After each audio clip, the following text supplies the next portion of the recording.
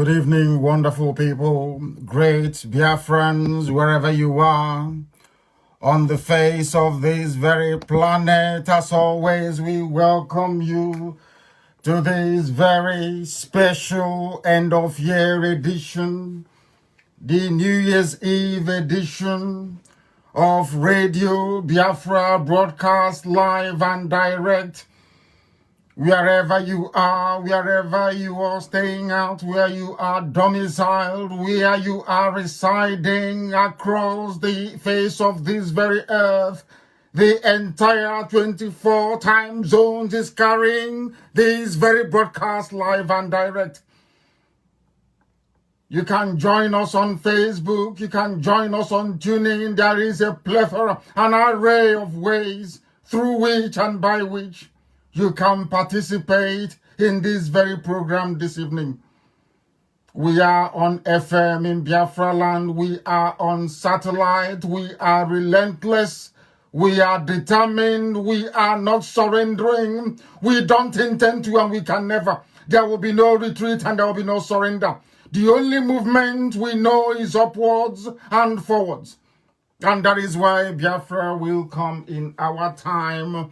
As I welcome you by saying good morning, good afternoon, good evening, and good night to some of you, so do I expect you to welcome all those who are around you. You must bring your pen and your paper with you. You must do all you can within your powers to make sure that this very gospel is propagated to the ends of the earth, because contained within it is the very essence, is the very beginning of the crumbling of the damnable zoological republic. That very contraption created by the British called Nigeria. That very hopeless place, a Sharia territory, a territory of jihadists, a territory of killers, a territory of stark illiterates, those who are backward, never, ever to move forward. They are cursed. It is a cursed entity. And this evening, believe you me, we are going to unravel it. I do not know how many hours we are going to stay together, but I can assure you, before we bring this program to a conclusion this evening, anybody who hitherto were in doubt as to the precipitous collapse of the zoo, such doubts will be consigned. It will be removed. It will be taken away. Never, ever, ever to resurface, not to reoccur in the hearts of those that want to see the light, those who want to see freedom. Therefore, I welcome each and every one of you. My name is Nnamdi Kanu. I am the leader of the indigenous people of Biafra, and by the very special grace of Elohim, Chukwokika Biama Prumi Yanine, a servant of the wonderful people of Biafra.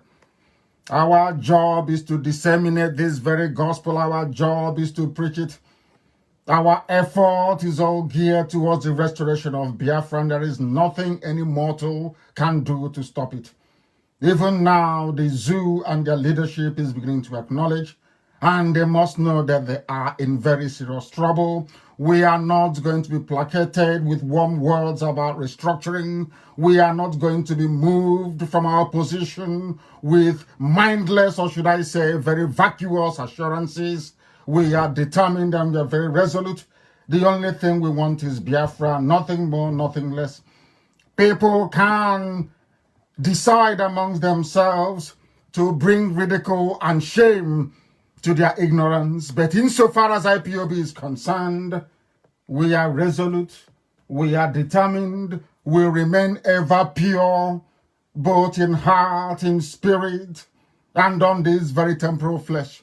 This very effort to restore Biafra is founded on the irreducible principle of scrupulous cleanness, whiter than white and whiter than snow. Therefore, we are unrelenting. Therefore, we are not, by any stretch of the imagination, going to trade this very noble effort for some sham restructuring. What we are interested in is the restoration of Biafra, and that is exactly what we intend to do. Before we proceed, I must please remind you to be mindful of the fact that you need your pen and your paper ready. Without your pen and your paper, there is no way you can learn. We have come to lecture. We have come to address humanity. We have come that those who are blind may see, that those who hitherto we are born and raised in ignorance may become enlightened to understand their perilous state, to understand the hopelessness of Nigeria, and to do something about it, to extricate themselves from the hellhole that they find themselves in. This is Radio Biafra, and allow me to repeat that we are live and we are direct, and heaven is bearing us witness. Eligwe na-agba akaebe. That is a fact. There are those who may wish to stand upon what we have accomplished to perhaps relaunch their dead careers, but we can assure them that the path we have chosen is very arduous and very difficult. Only the pure at heart will be able to walk it. And that is exactly what this God-ordained IPOB is doing.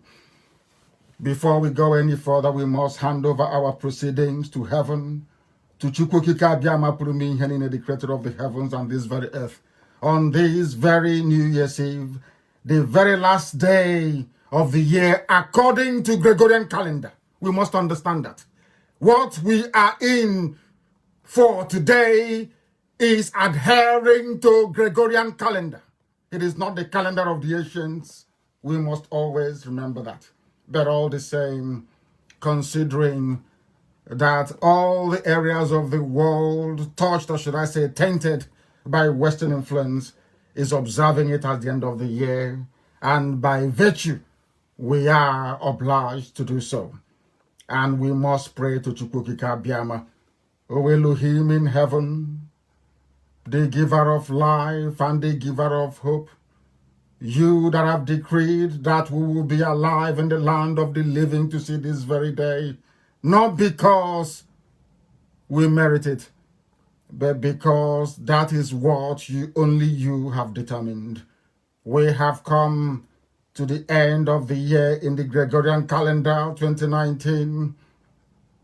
In all that we have been through, in all that we have endured, we give your name praise.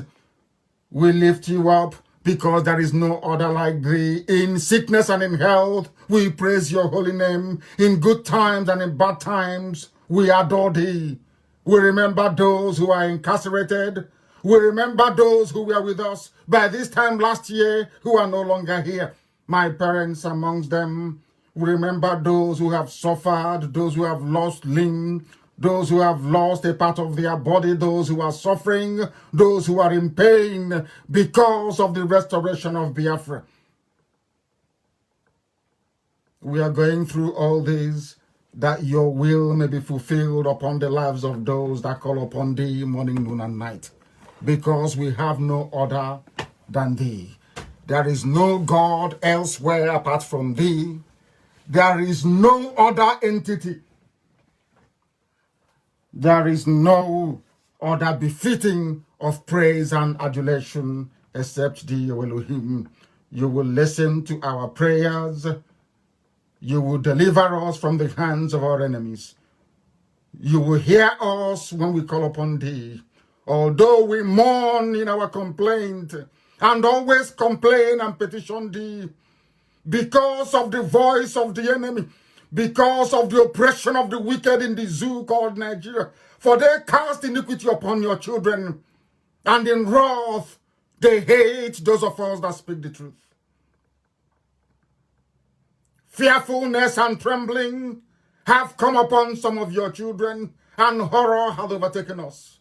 And we continue to say, oh, we wish we had wings like a dove, then we will disappear and leave all this Biafra restoration in the hands of those who are not worthy. But when, O Elohim, we wander off in our thought, we are lost in the wilderness, for only thee can direct us back through the path of truth and righteousness, that we may seek thee with clean conscience and a pure heart, so that Biafra may be restored. We will, O Elohim, escape the wind of evil in the zoo. For Biafra you have set apart as your own. You will destroy all those that have sought to destroy us in the past. You will destroy all those who are seeking to destroy your children. And all those who are seeking to divide us into South-South and Southeast, Niger Delta and the East. O Elohim, so will you divide their tongues. For we have seen violence in them, and we have seen their cities collapse. Horror shall befall them day and night. They will not know they are going out, nor they are coming in. For mischief and sorrow will dwell amongst them, because they harbor wickedness, deceit, and guile. For it was not an enemy from the north that we should fear, but those who are born within, or those that bear our names, those who sit and work for the enemy. All their work will come to nothing, for they will be destroyed. For we have devoted all that we are unto thee. For only you, Elohim, is our hope. Only you, O Heavenly Father, have we sought refuge under. For the zoo will fall. Nigeria will be seized by death and destruction, and they cannot escape it. For you have heard our cries and our affliction.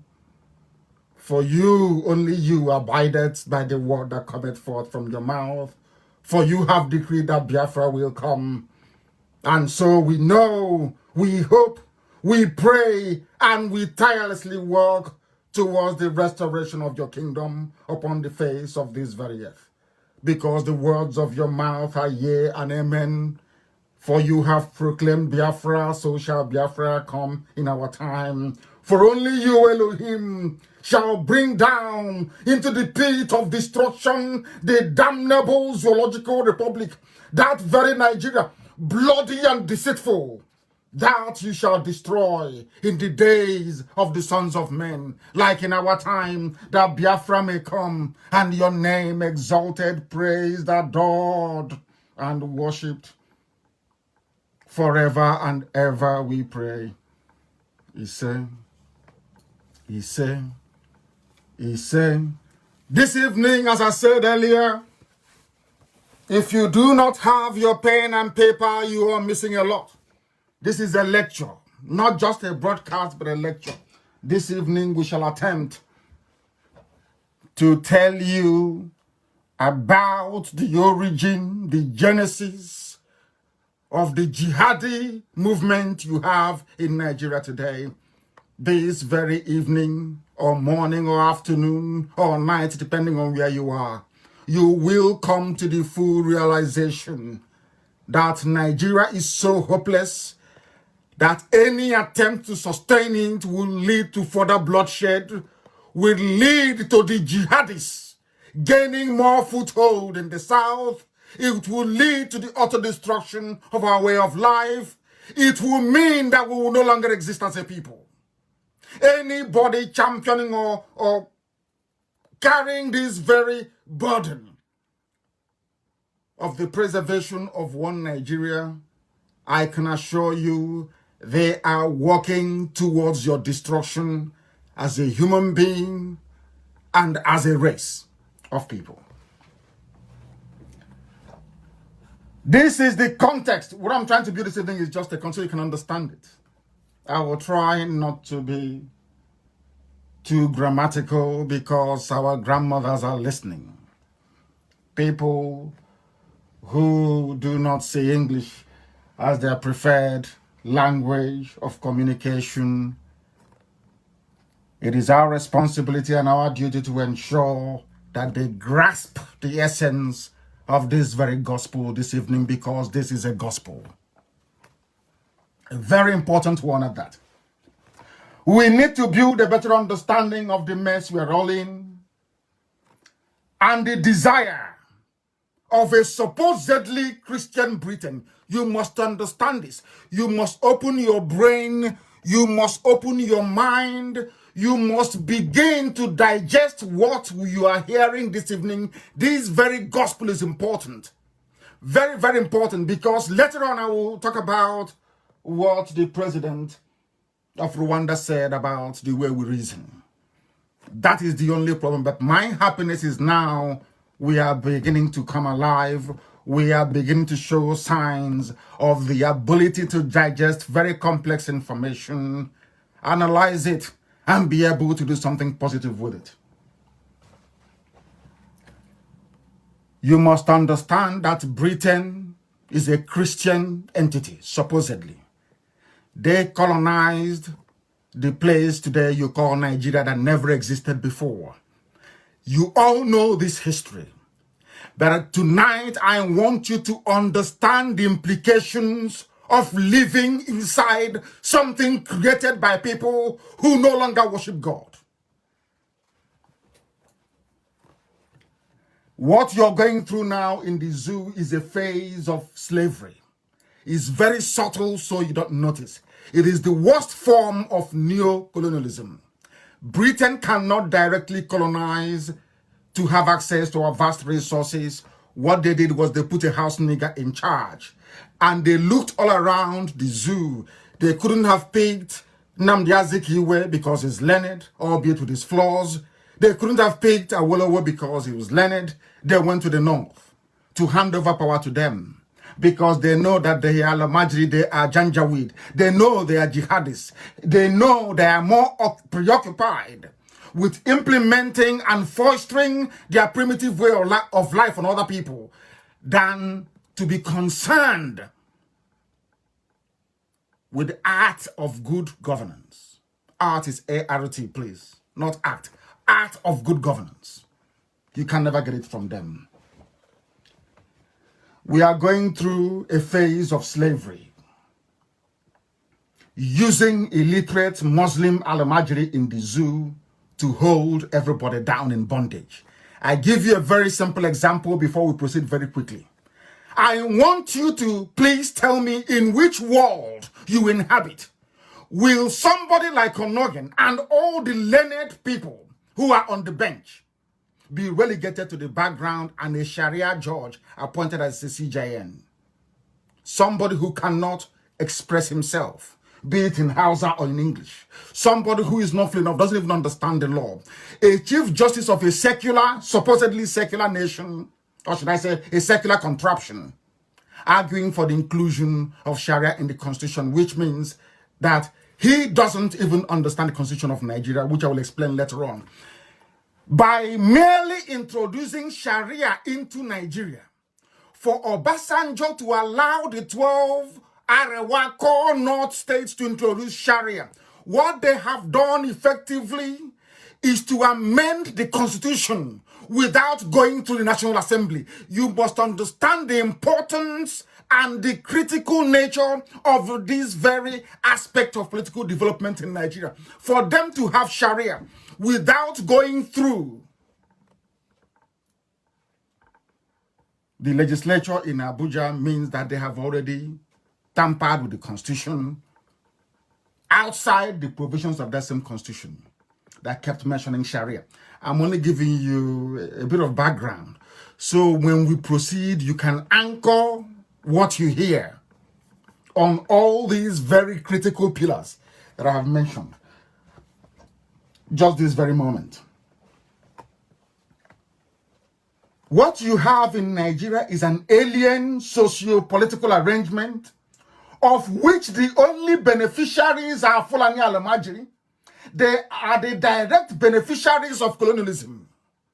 You must understand this. Those who are benefiting from the years of slavery and suffering of the people of the South are the North. Britain never took Christianity to them. They refused. Boko Haram that you're seeing that says Western education is dangerous was exactly the same thing the North said to the white man when they first had contact.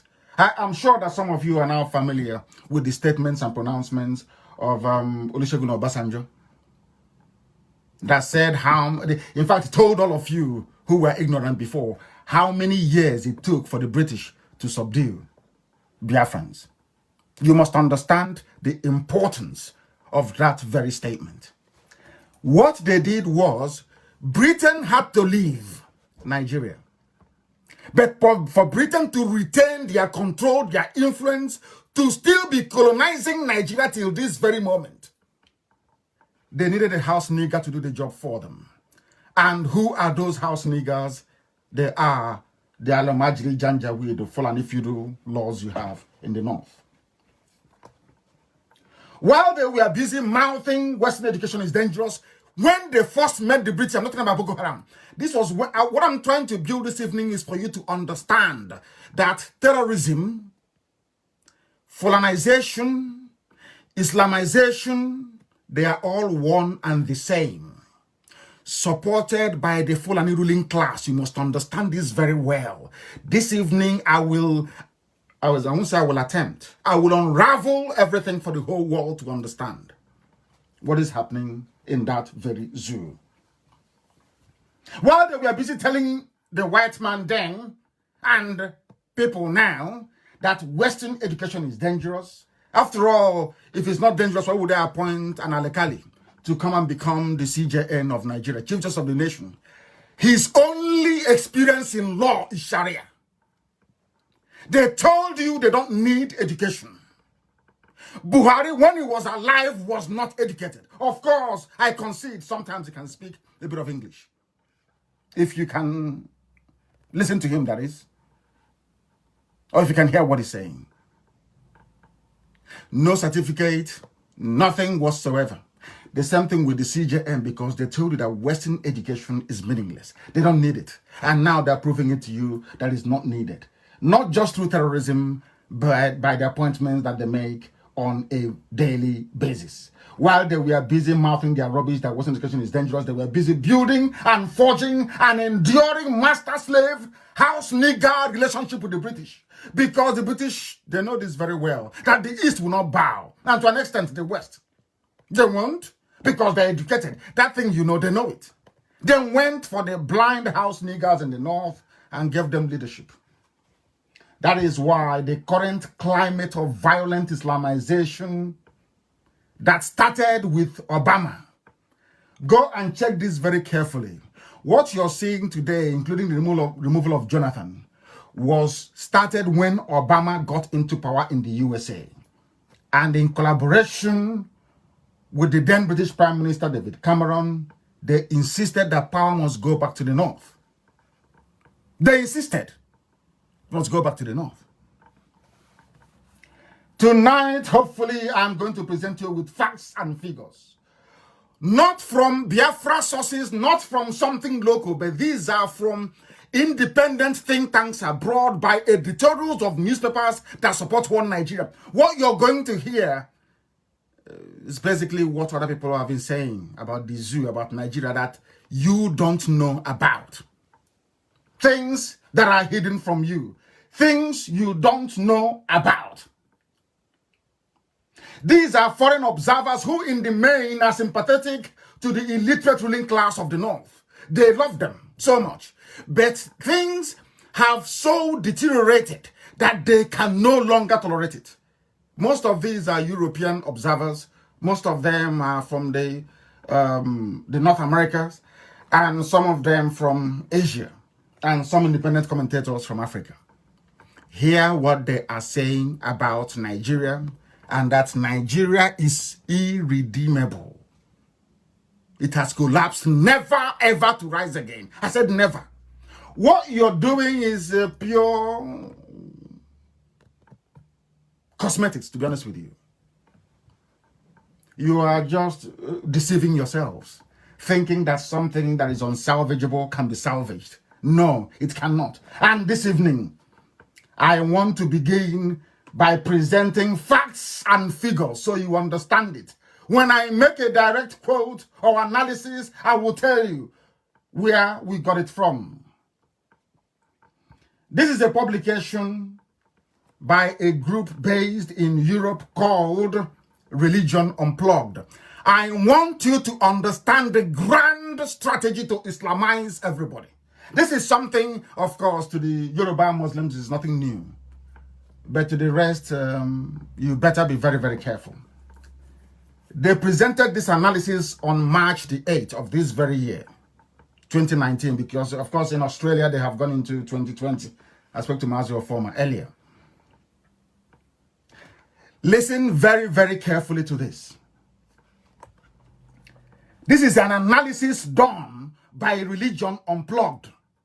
Independent analysis from a European-based think tank.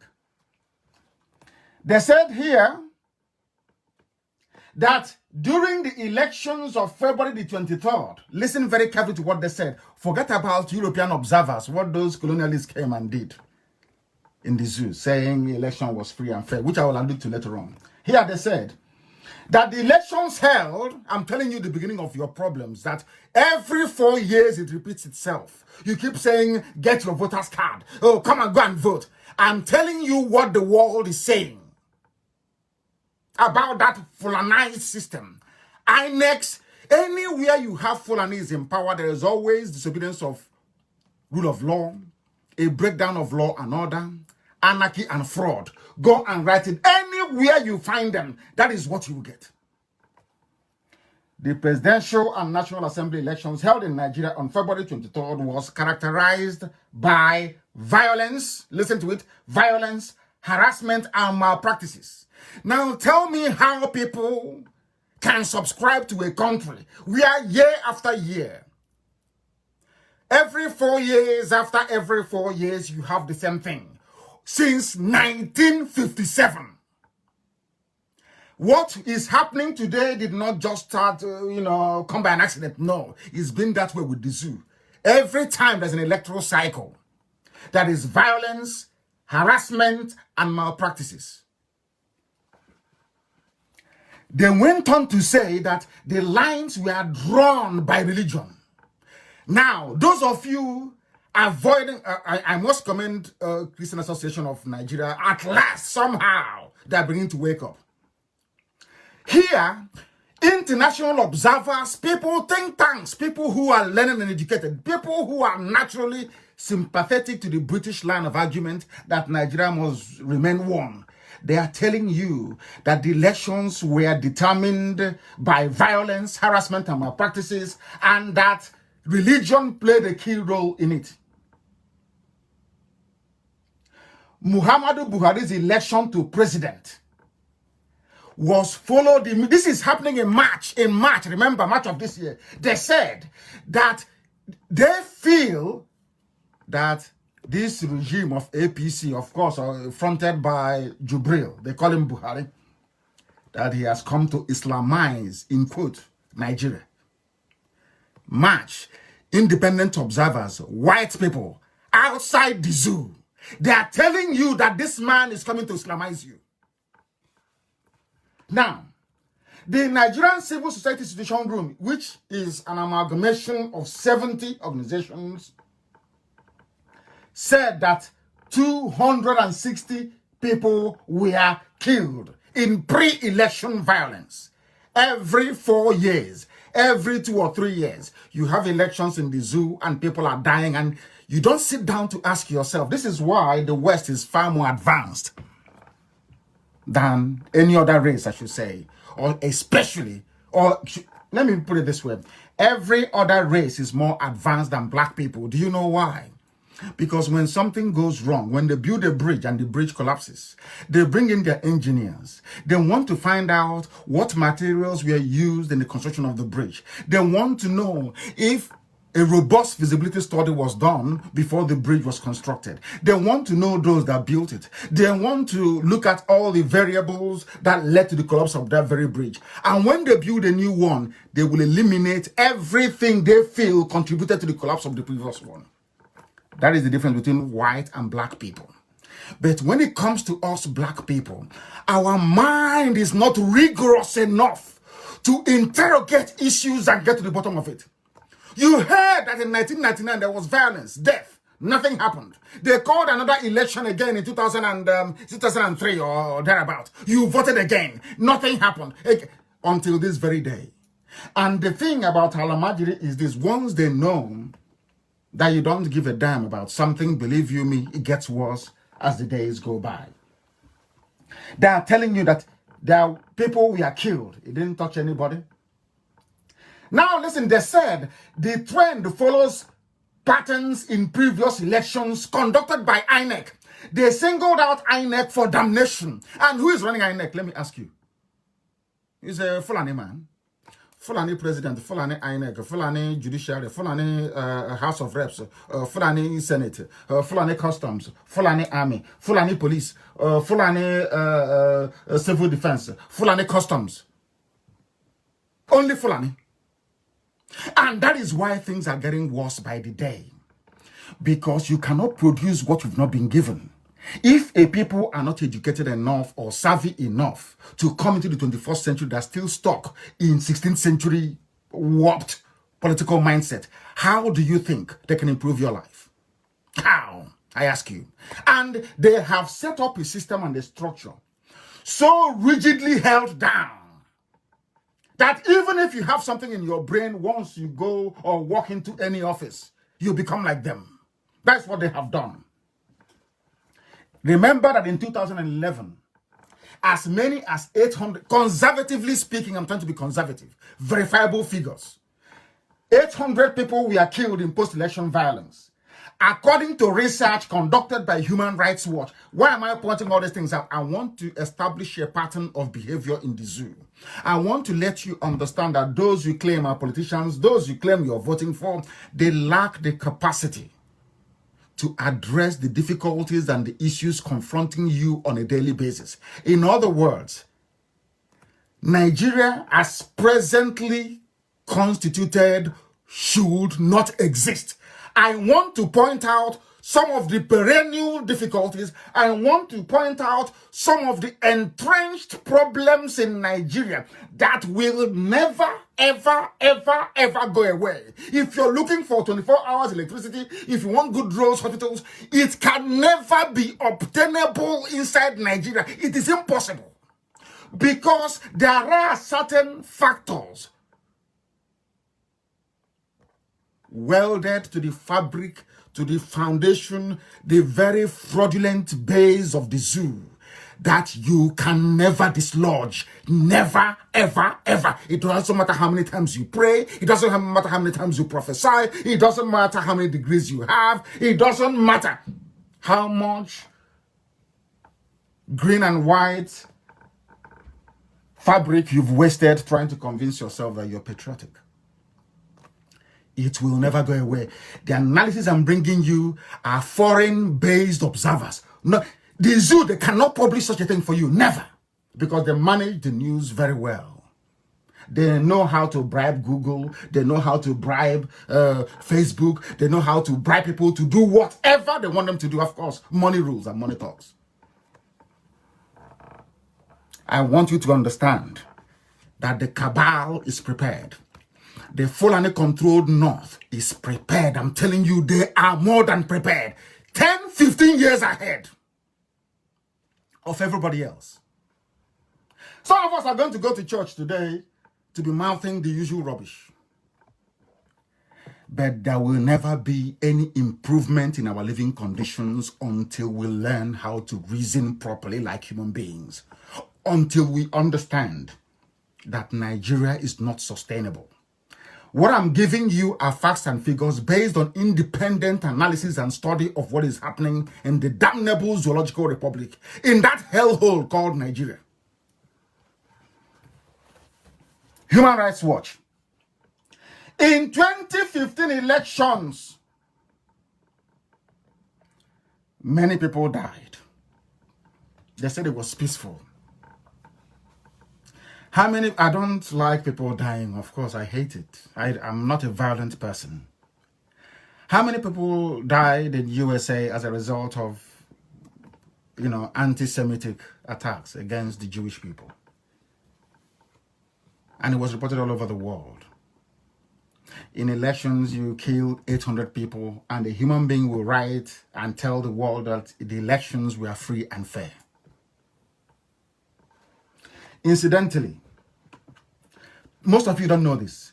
Do you know that religion, Islam versus Christianity, was the undercurrent, was basically the undercurrent throughout the campaign of 2015, and even the one that you had early this year? They said that the result from, I'm telling you this to drive home the incompatibility of the various groups. I'm not saying Christian or Muslim, no. Once you return people back to who they are, to who they were before the British came, there will be peace. The only thing that can guarantee peace, the only thing that can stop jihadists from slaughtering innocent, defenseless Christians in the Middle Belt and in the South is a return to the way we were before the white man came. And it is not. See, people keep telling you this nonsense. It's for the National Assembly. If we have a democracy, if you have any gripe, take it to your MP. I don't call them MP. Take it to your senator, your House of Reps member. But I'm asking the Fulani Janjaweed, the Alamajiri, when you change the constitution from a secular constitution, a non-religious constitution, when you inserted Sharia into the laws of the zoo, when you quite literally carved out 12 states in the north to say they are Sharia states, what do you think you were doing? Did you go to National Assembly? So when it comes to other people, they should follow the due process. Go to your senator, go to your House of Reps member, so that the chamber can debate it in Abuja. But when it came to your Sharia, you wanted Sharia so desperately that some people in the South are so useless and so ignorant, they don't know that effectively 12 Sharia states in the North have broken away from the zoo. They are practicing a completely different system. That is why they can go and arrest a man in a hotel saying he was found with 3 women. That is why you cannot drink alcohol. That is why those Janjaweed contemplated banning male and females from sitting inside the same keke in the North. You don't understand it. Some of you are too blind. When I say they think I hate them, we are too pompous, we say that. No, of course, I'm not saying that. What I'm trying to drive home is this, is that the way that you reason is flawed. That is why you cannot understand that when the Fulanis wanted something so desperately, when the jihadists in the North, we are so desperate for Sharia, they did not go to Abuja to ask anybody for it. They sat on their own, they decided, and they forced Obasanjo to implement it. So when somebody is telling you about Sharia, oh, you shouldn't do this, you shouldn't agitate for Biafra, you must go through the right channel being, let it be discussed and voted upon in Abuja. You tell them who voted for Sharia to be introduced in the North. Who voted? They willingly subverted the constitution of a country. Some of you don't understand the implications of this. It means that Nigeria is running quite literally without any set of laws, no rules. They do whatever they like. After all, why would they detain somebody who's been granted bail? Why would they do that? Because they don't believe in the law. If they believed in the constitution of Nigeria, that Abdul Salami, their own fellow Alamajiri, drew up and included everything they wanted in it, there is no way they could have gone outside that same constitution to introduce Sharia in the 12 states of the North. This is just I'm only beginning. I've not even started this program very well. I'm just pointing out some things that will guide your thinking, that when we get into the substance of the involvement of the late Buhari, the involvement of Abba Kyari, is it El Rufai, they call him the Sultan of Sokoto, in the current wave of terrorism in the zoo, you will understand it. It's all Sharia planned and mapped out. All planned and well designed to deceive some gullible people. But you can't deceive IPOB, you can't deceive me. We are learned and highly educated. You can't deceive us. When they tell you, don't agitate, you must go to the right, we're in a democracy, ask that person, which channel did you people, you Sharia Northerners, which channel did you go to before you introduced Sharia in the 2 states of the North? Did you go to National Assembly? Did the Nigerian Constitution ever recognize Sharia? The answer is no. It mentioned it. It never said it is a way of life for a people. But you introduced it behind the Constitution. Now, when we agitate for Biafra, you say, oh, why don't you go through National Assembly? Did you go? All this Alamajiri, I'm asking you, all the Janjaweed, did you go through National Assembly? I'm saying this so that people in the West, the more moderate, reasonable people in the West in Yoruba land can be able to reason and understand what I'm saying. I don't hate anybody, but I hate fools. I can't stand people who cannot reason very well. So you're telling me it's good that one law operates for the Janjaweed, the Alamajiri in the North, and another law for people in the South? Is that what you're seriously saying? Is that what you're seriously saying? We are going to Biafra and nobody can stop us. It is they know it. Abba Kyari, who is currently forget all the nonsense, Jubril, all the makeup they put on his face. He will come out. One day his ear is cleft on the right, the other day is on the left. Nobody knows what he's doing. No. And we know that Abba Kyari is the one running the zoo with the help of the input of the cabal from the North. We know. And they are determined. They know this is their opportunity. If they miss it, they know that if the presidency were to come to the South, that they're finished. They know that very well. There will be structural reforms that will put an end to their reign of terror. That is why they will hold on for their dear lives, counting and hoping that Britain will support them. Let me also point this out. It took Britain over 30 years to overrun Biafra land. What makes you think that ordinary Alamajiri who cannot read or write can defeat us in 3 years? Just ask yourself that very simple question. Britain fought Biafra for nearly 30 years before they managed to subdue us. Do you seriously think that in a straight fight between Biafrans, Fulani, and their allies in the North, that they can defeat Biafra? Do you seriously think so? That is why they ran to Saudi Arabia, they ran to Egypt, they ran to Britain, they ran to Russia. All these countries fought against, including OAU, fought against tiny Biafra. And we held them for 3 years. It was what I would call the Third World War. That is why they don't like talking about Biafra in all the political offices of the world, because they are ashamed of themselves. They know what they did. When I hear Alamajiri talk about the war, I feel sorry for the fools. Did you fight any war? It was the Egyptians who were flying your airplanes. Did you fight any war? All the logistics were provided by the British. The British ensured there was air, land, and sea blockade. When the Red Cross went to London to go and withdraw money to feed starving Biafran children, the woman was arrested and detained by the British government. Harold Wilson said that he wants more people dead in Biafra land than in the Holocaust.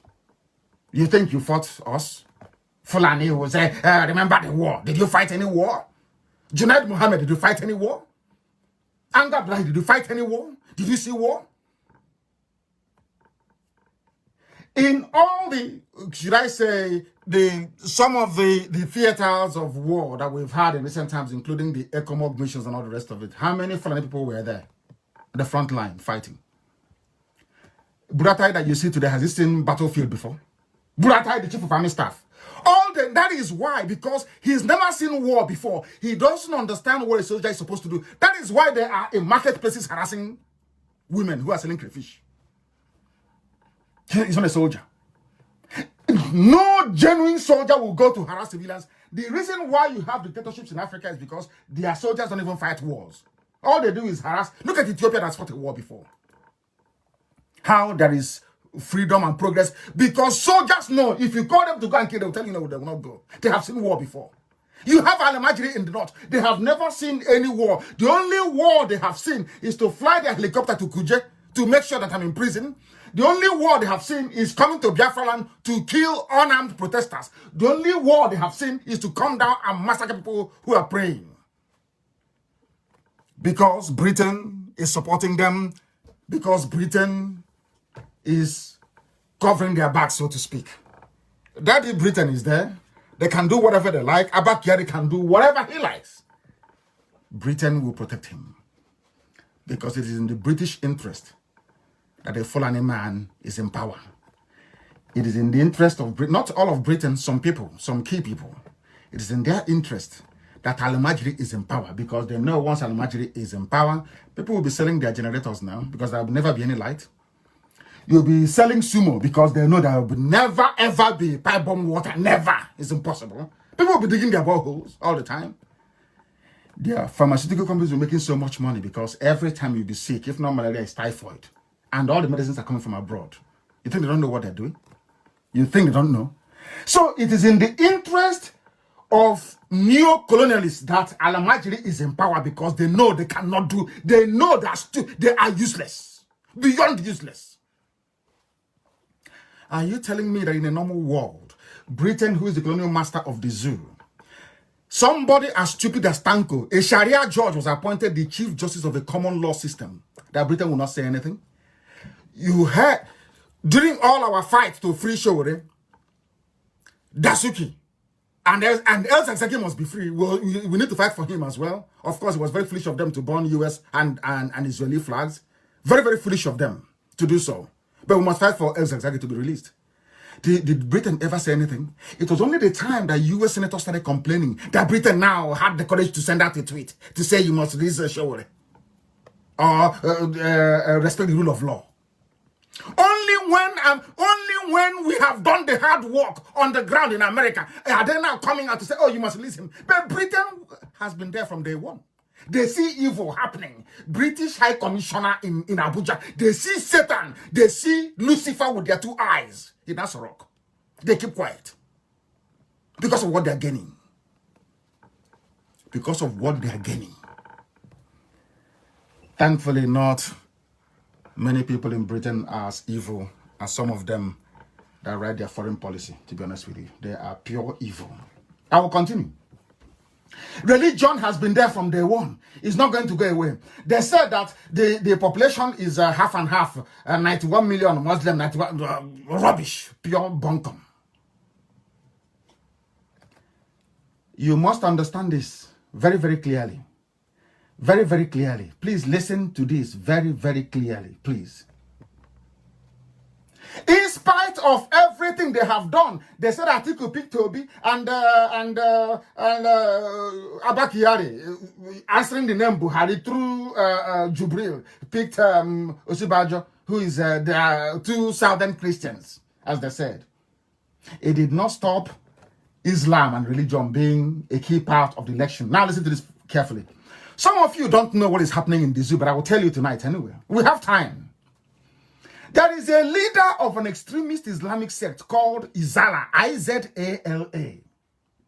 Sheikh Sani Yahaya Jingir. Sheikh Sani Yahaya Jingir. He spoke in a video in Hausa language and asked his followers never ever to vote for the PDP candidate who was Atiku then. Despite the fact Atiku is a Muslim. Do you know his reason why? These are people that tomorrow say, oh, Nigeria, we must do everything we can to keep Nigeria united. I'm saying this tonight so that Igbo Efulefu governors can listen.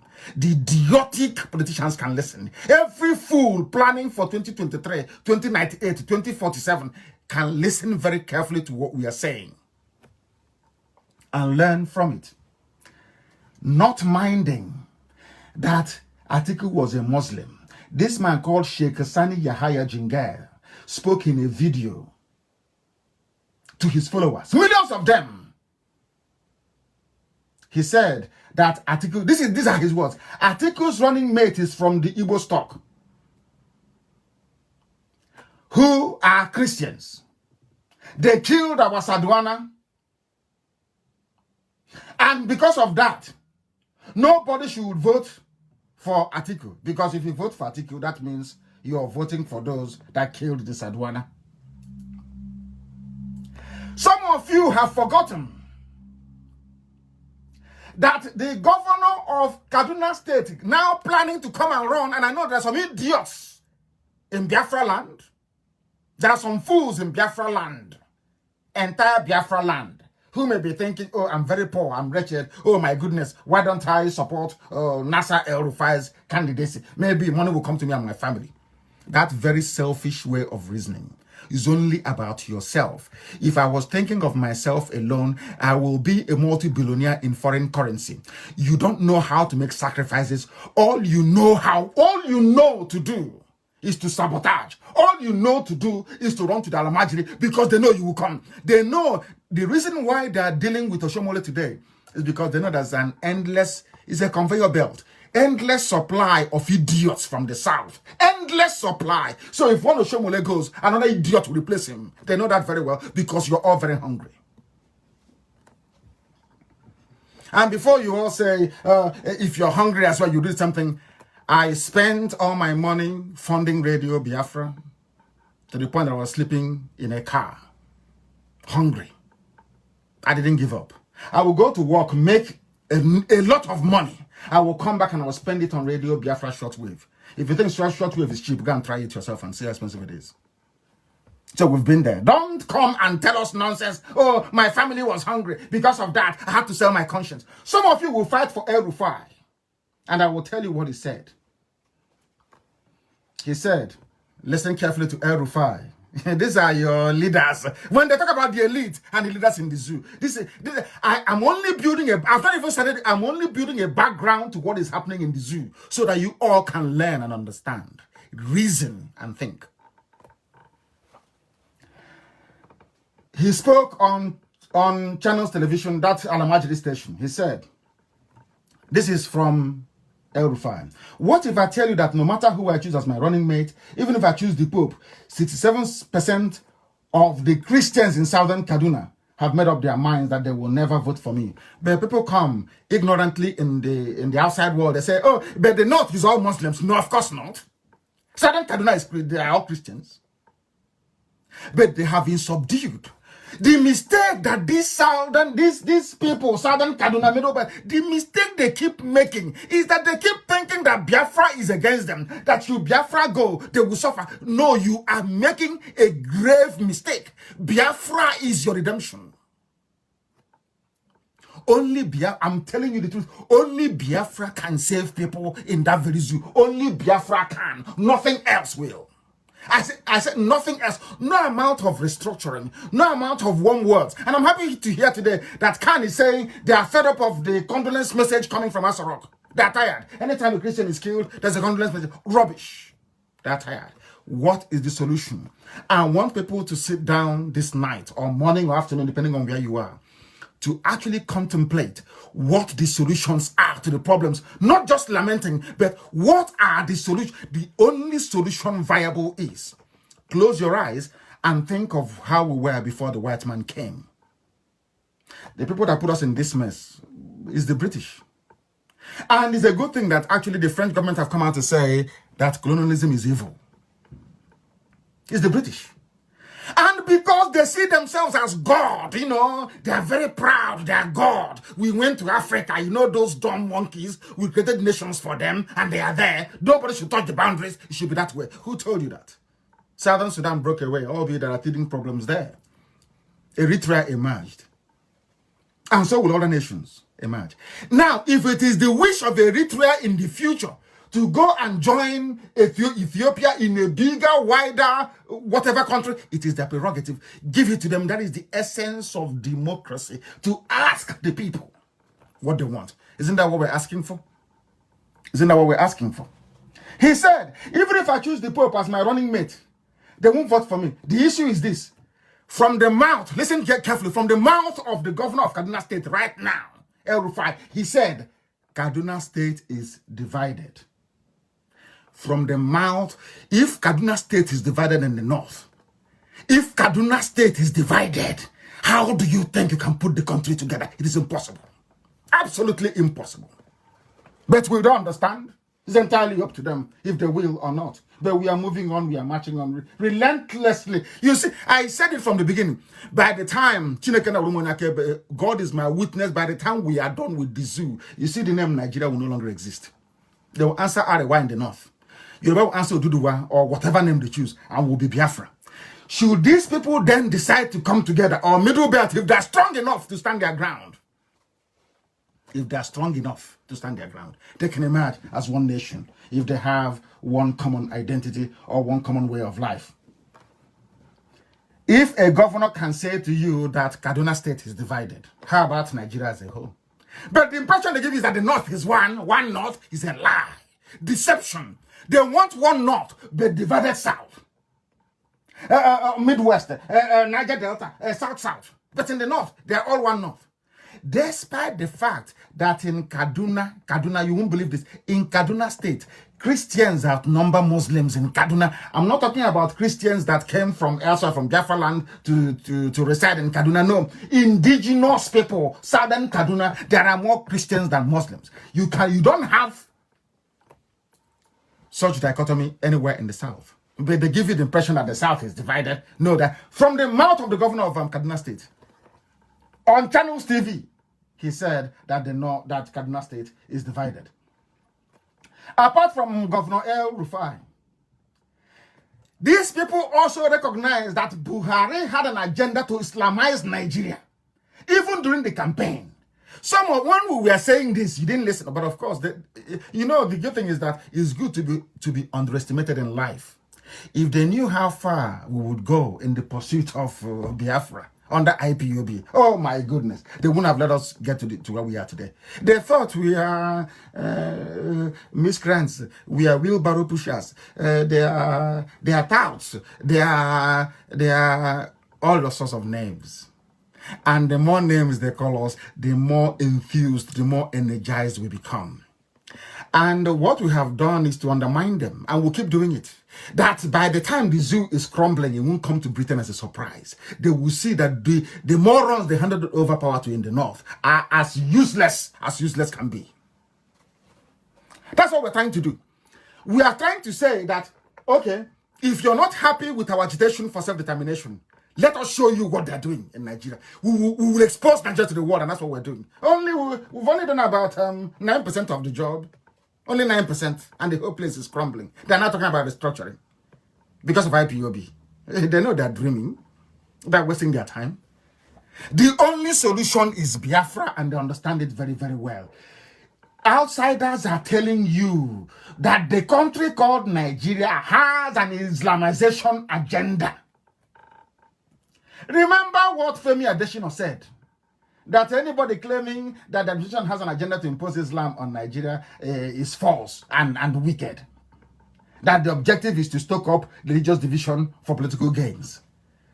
But you had El Rufai. Here you have somebody in Asorok talking rubbish, but El Rufai said that his own state is divided along Christians and Muslims. They don't see eye to eye. Do you see the confusion that reigns at the heart of the zoo? You know, some of these Pentecostal pastors, I know that some of you will hopelessly and foolishly go to your crossover night and all the nonsense that you call it. Some of these pastors don't allow you to reason. They don't let you reason properly. I'm telling you the truth. Only if they can stand and speak and stand on the truth, you will see what will happen in the zoo. In Adamawa State, again, there is a substantial Christian population, but some of you don't know this. Adamawa, I think that's the state of Atiku Abubakar. Over the last 4 years, listen carefully, 4 years, over the last 4 years, Muslim Fulani jihadists, that is what they call them. This is an international organization, a think tank. They call them Muslim Fulani jihadists. They have destroyed Christian communities in Adamawa State. And I understand the reason why somebody from Adamawa may want to say to IPOB, oh, don't have Biafra, we want one Nigeria. Because they think that, even the Yorubas as well, they think that if they have Biafra in Nigeria, it's safer for them. At least not all of them will be killed. They are thinking, look at Christians in Adamawa, they are thinking that, oh, if Biafra should go, then their life is over. Quite literally over. Because the Muslim Fulani jihadists will kill all of them. But we are saying to them that Biafra will defend them. We will defend every Christian, wherever you are, inside Nigeria. What Trump and Johnson needs to do, because since they've come out to say, oh, we'll defend Christians, don't bring American soldiers. Only a free Biafran nation can do it. And I am saying to Christians in Kaduna, Christians in Adamawa, Christians in Niger, in all the Christian states of the Middle Belt, your only guarantee, the only way you can remain the way you are is if Biafra comes. Or else, forget all these warm words. We will fight for you. You'll be dying. You are being slaughtered every day. Nobody will save you. That is why Christians in Kaduna, in Adamawa, you must support the emergence of Biafra. Only Biafra can save you. Do you think we will stay in Biafra and allow them to? Of course not. And once there is Biafra, this Fulani madness will be cured overnight. It will be cured. As long as Nigeria remains one, they'll keep killing. They'll keep driving their cattle into our farms. One of our mothers today was raped to death in Ebonyi. They were caught. He said they only did one round. Have you seen the news? When I was saying that they are raping our mothers, did you believe me? When I said that what Umahi is doing in Ebonyi is the same thing that all of them do, because you don't listen very well, it will lead to the destruction of our way of life. None of you didn't listen. You said no, he's stoking, he's causing problems. And I want to assure Asorok tonight. You see, the testimony of the family of the rape victim in Ebonyi. You see the coverage in Sun newspaper and all the rest of it. Be rest assured, every frontline politician in the world will receive it. Let me see how you're going to lie through your lobbying firms that this very information is propaganda. The family is there, they've been interviewed. We have all the records. So what we are doing is to show the world the level of primitivity, satanic primitivity inside Nigeria that nobody can cure. If these people can hide the death of Buhari from everybody, if they can try to deceive all of you cowards in the zoo, cowards who are calling other people cowards, you wretched cowards in the zoo called Nigeria, if they can deceive you and tell you that young man is Buhari and you believe you me, you have no redemption. You have no redemption. Your lives are over. Go to the same church now and do tarry night and all that nonsense.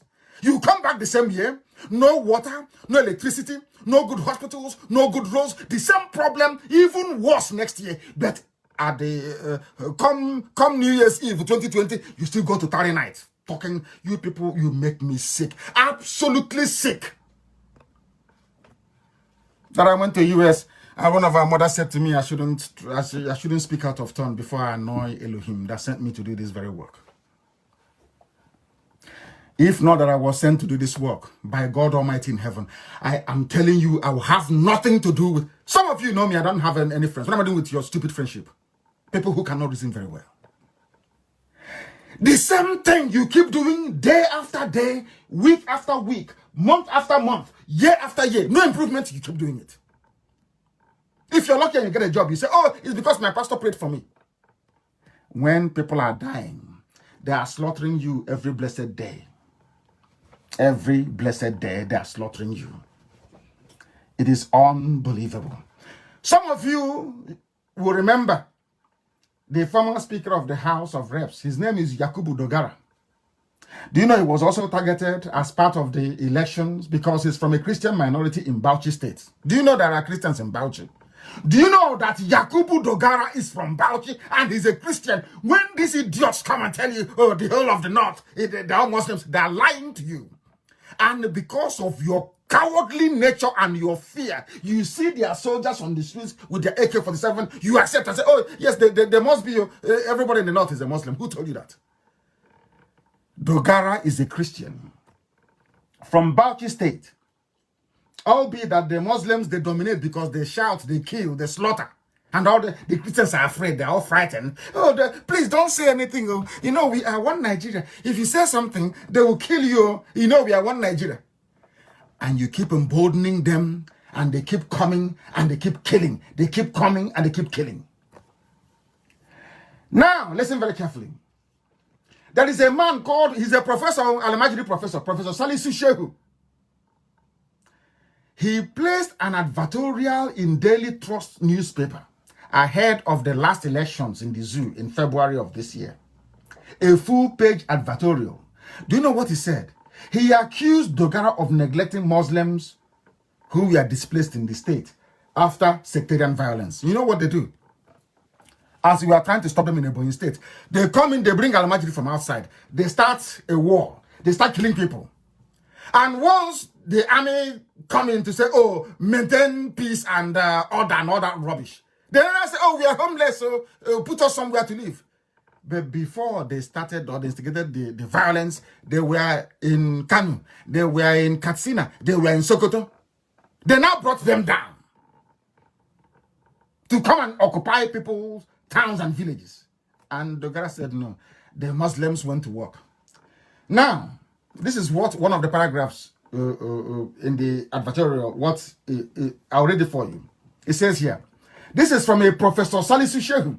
For your information, before the 2011 crisis, there were 3 Jumau mosques and 45 daily prayer mosques in Tafawa Balewa Township.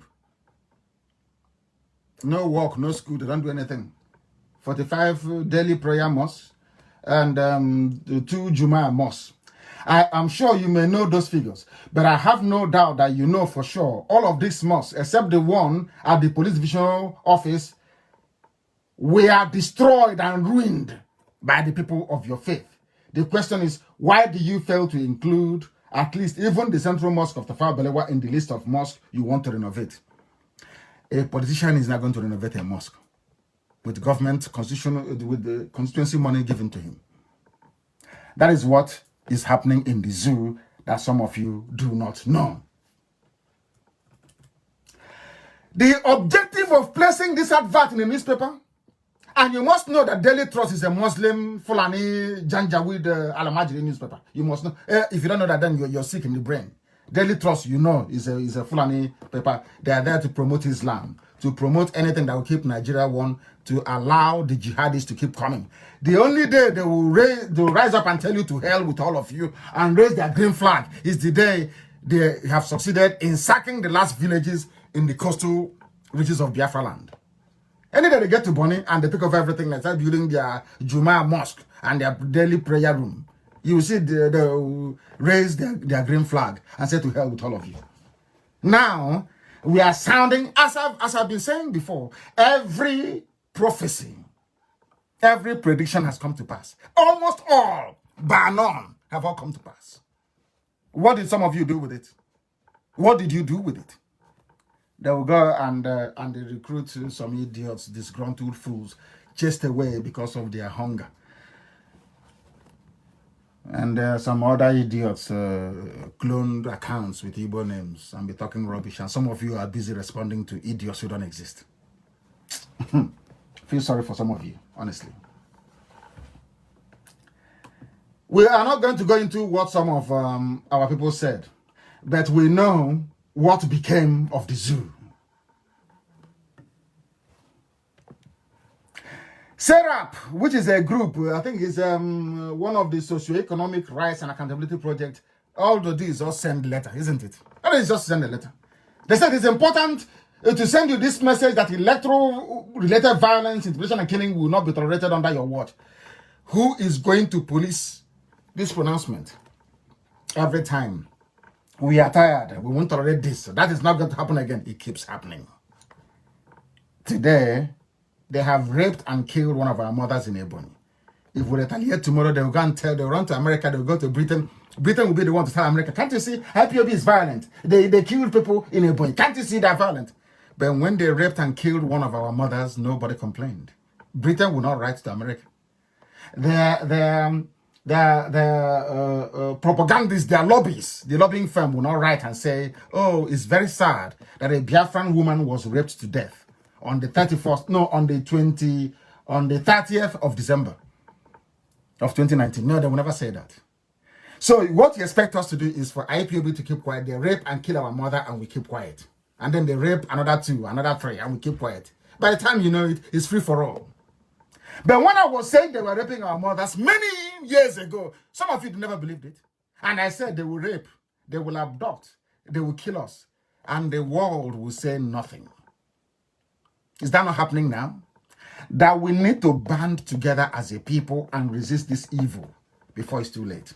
And some of you were saying, oh, we are in APC. Is our tongue. Some idiots. Please, Buhari, can you give us the presidency? Can you believe such rubbish? As if the presidency is on. So the same nonsense that Azikiwe did, the same rubbish. Test presidency for 4 years and remain a slave for 400 years. That's what they want. Fools. They will never succeed this time. Never, ever succeed. Now, some of you do not know what Sharia is doing in the zoo, but we will proceed. These are the Sharia states. Sokoto, Kebbi, Niger, Zamfara, Katsina, Kanu, Kaduna, Bauchi, Jigawa, Yobe, Borno, Gombe. They have effectively removed themselves from the Constitution of Nigeria, because there is nowhere in the Constitution of Nigeria or its amendment where it allows for Sharia. And this is the launch pad of 4 terror groups in West Africa. This is why Northern Nigeria, Arawa is the hotbed of terrorism in the whole of West Africa, in the whole of Sahel. It is called Sharia and the Nigeria Constitution. Now listen very carefully. I said this night I will tie, the dead, Buhari is dead. Forget about Jubril. Buhari, the dead one, I will tie him to the violence happening in the zoo. I want to prove to the world, I know that Britain is listening, the whole world listen when we preach this very gospel. We want them to know, I want America to know, I want the whole of Asia to know, I want everybody, South America to know that Buhari, those they are governing in his name right now, is the chief terrorist you have in the zoo. I'm going to prove it to everybody so that the world can know. Forget all the nonsense they are telling you. They think they can, we are many. Everywhere in the world. Everywhere in the world. There is no way on this earth they can keep borrowing money. All the money they are borrowing, they're using it to fight IPOB. To be bribing governments, bribing officials. Oh, don't let them come in. Don't try to see them. That's all they're doing. All the money they are borrowing it to try to stop IPOB. Are they succeeding? The answer is no. They can never succeed. They have never succeeded before. They will not succeed now. They will never succeed ever. Never, ever, ever. Because we are clever. We are intelligent. We are Biafrans. We don't have money, that is true. But we are doing something that millionaires cannot do. And they know it. The zoo, they know it. They'll keep borrowing money until they go bankrupt. Fighting IPOB. They're finished and they know they're finished. When they go to the world to tell them, they say to them, they're fighting we don't support separation, but the 12 Sharia states of the North have already separated to form an Islamic enclave. That's what they have done. Why can't you allow me to go and form my own nation? Why must I go to National Assembly in Abuja? When you are forming your own Sharia, did you go to the National Assembly? Or you're just mouthing your rubbish, pretending, we are still in one Nigeria, even though it is Sharia, it is under one Nigeria. But you went outside the Constitution to go and frame, or should I say, agree an amendment which was not voted for or voted upon by those that the people claim they voted for to go to Abuja to handle such matters. That is a fact. They think they can deceive people, they can deceive you, they cannot deceive us. We are IPOB, we are undeceivable, you can't deceive us. Not at all. Some of you know that Buhari, they claim that Jubril won the election, they call him Buhari. So sometimes when I say Buhari, and I'm referring to Jubril, it's Jubril who is there. Courtesy of Abba Kyari. Everybody knows that Buhari is gone, dead. The wife, Aisha, have told us many times, but we can, of course, in this UG, we can never listen. We are not amenable to reason. It's impossible. Trump is being impeached because of one phone call to a president in the zoo called Nigeria. They brought somebody from Sudan to replace your dead president, and you can't do it. And that idiot is presiding over the worst phase of massacre of innocent people in the process of a very crude jihadi invasion. And they're all very quiet. And tomorrow you say you are equal to a white man. Who told you that? Mad people everywhere. We are going on about trying to establish. We are trying to establish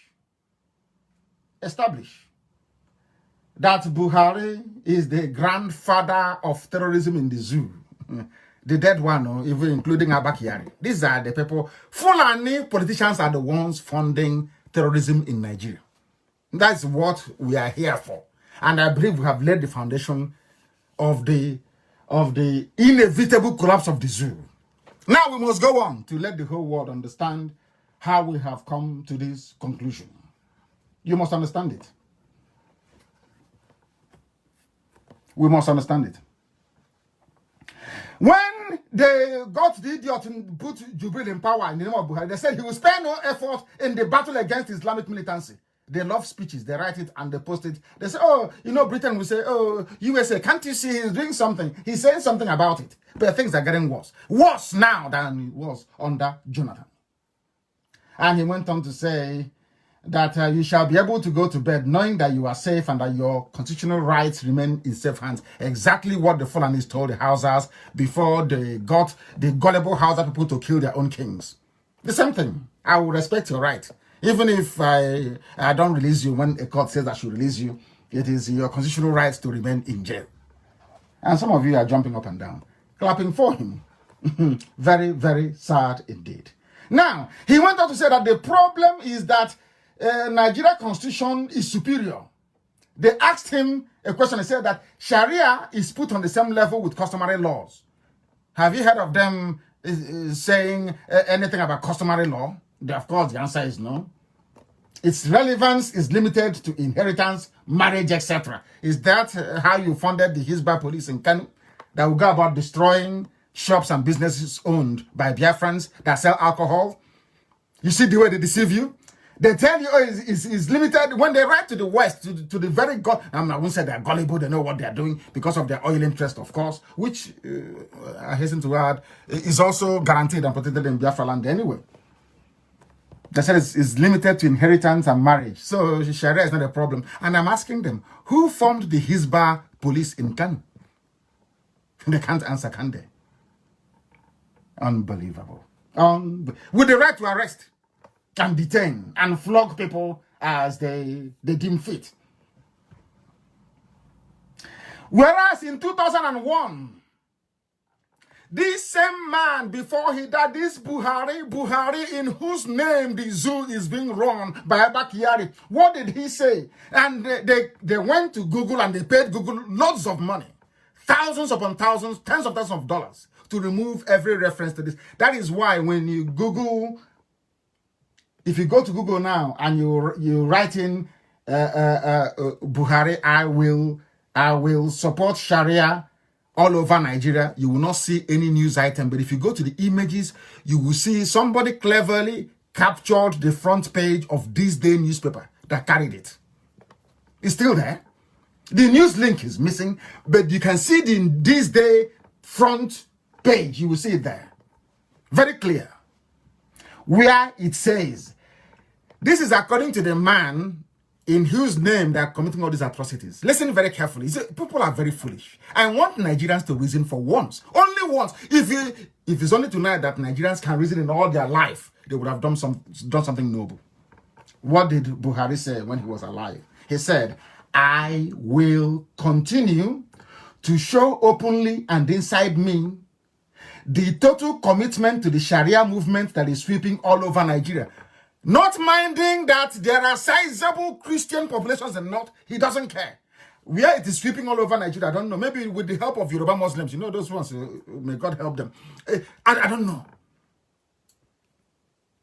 He said, I will show both secretly and openly my commitment to Sharia. And what did he do? He went and appointed, in his name, they appointed a Sharia judge to become the Chief Justice of Nigeria. And that same Sharia judge also said that Sharia must be included in the Constitution of Nigeria. Now, what other proof do you need? What other proof do you need? Are you that dumb? You cannot reason? I know we are blacks. You know, sometimes common sense is a bit difficult for us. But how difficult is it? In 2001, Buhari said, and I repeat, I will continue to show openly and inside me the total commitment to the Sharia movement that is sweeping all over Nigeria. He went on to say, God willing, we will not stop the agitation. Oh, they were even in agitation then, no? We will not stop the agitation for the total implementation of Sharia in the country.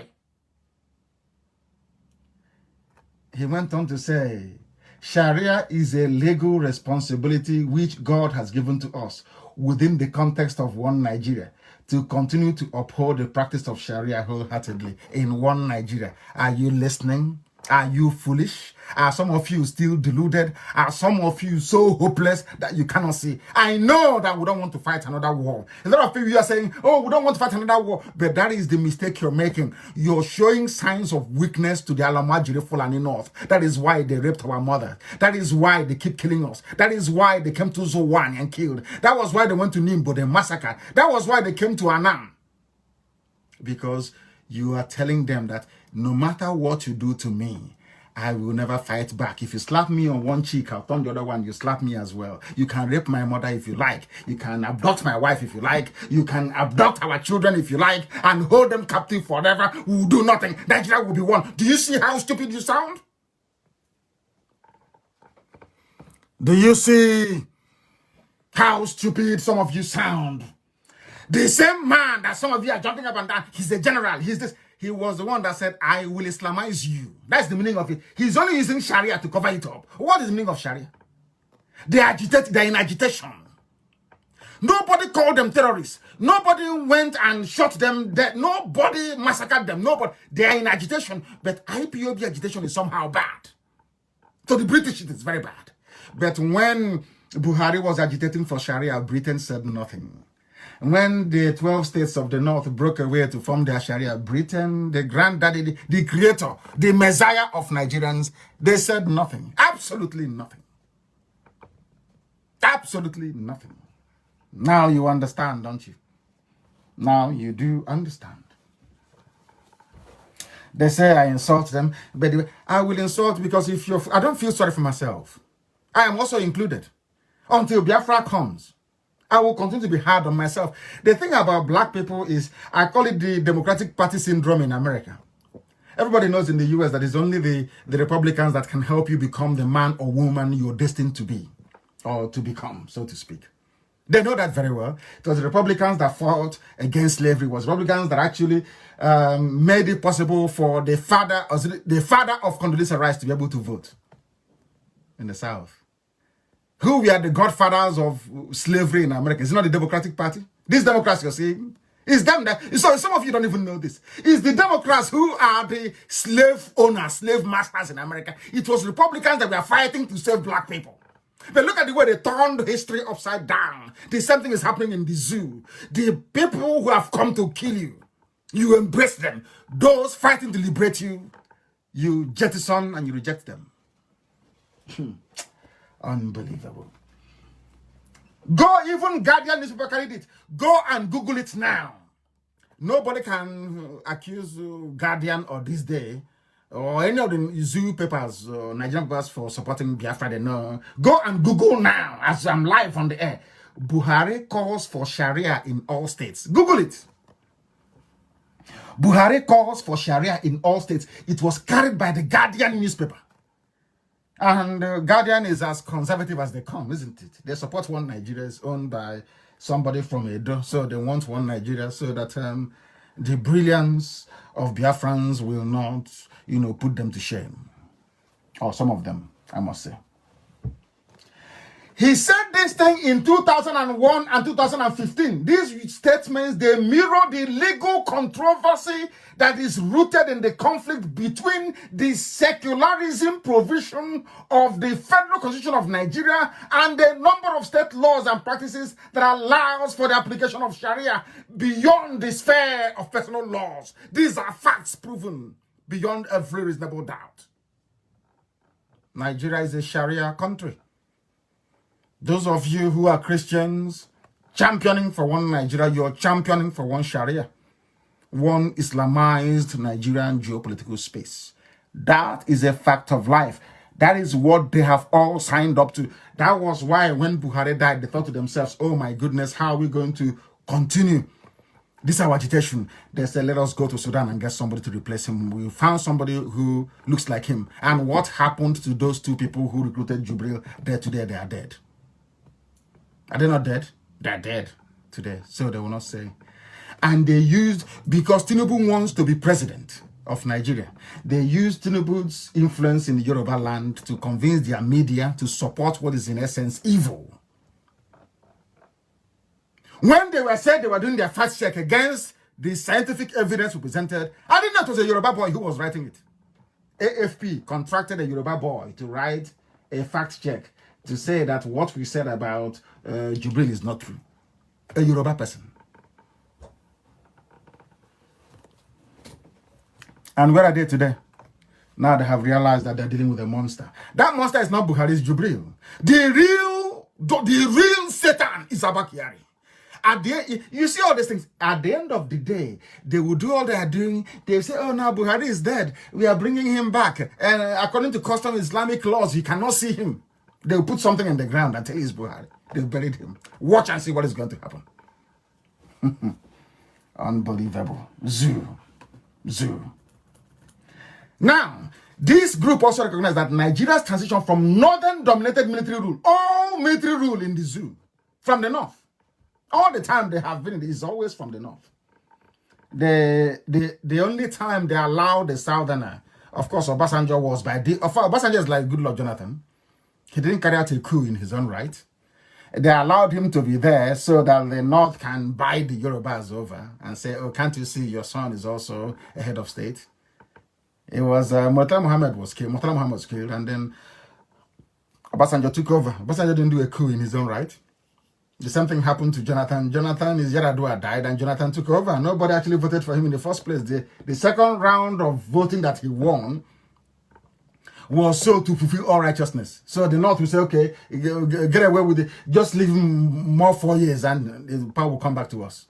After that 4 years, didn't they take it back? Of course they did. They chased Jonathan away. Now they're looking for him to kill him. And I'll get to the idiot that says his cousin later on, mouthing rubbish. I will destroy him with facts and figures as always, as we are doing tonight. Since Section 275 of the Zoo Constitution allows them to create Sharia court of appeal, that was how they said to create Sharia court all over the place. And with it, Sharia law, now as part of the Zoo Constitution. And after saying all of this, some people will say that somehow Nigeria is one. We are all one. Unbelievable. The Sharia debate is still raging, as you well know. Well, when I say Sharia, I mean the Islamization debate. Forget about Sharia. The name Sharia doesn't make any meaning. It is Islamization. They are Islamizing everybody. I hope they're writing all these things down. Some of you who are learned. Unbelievable.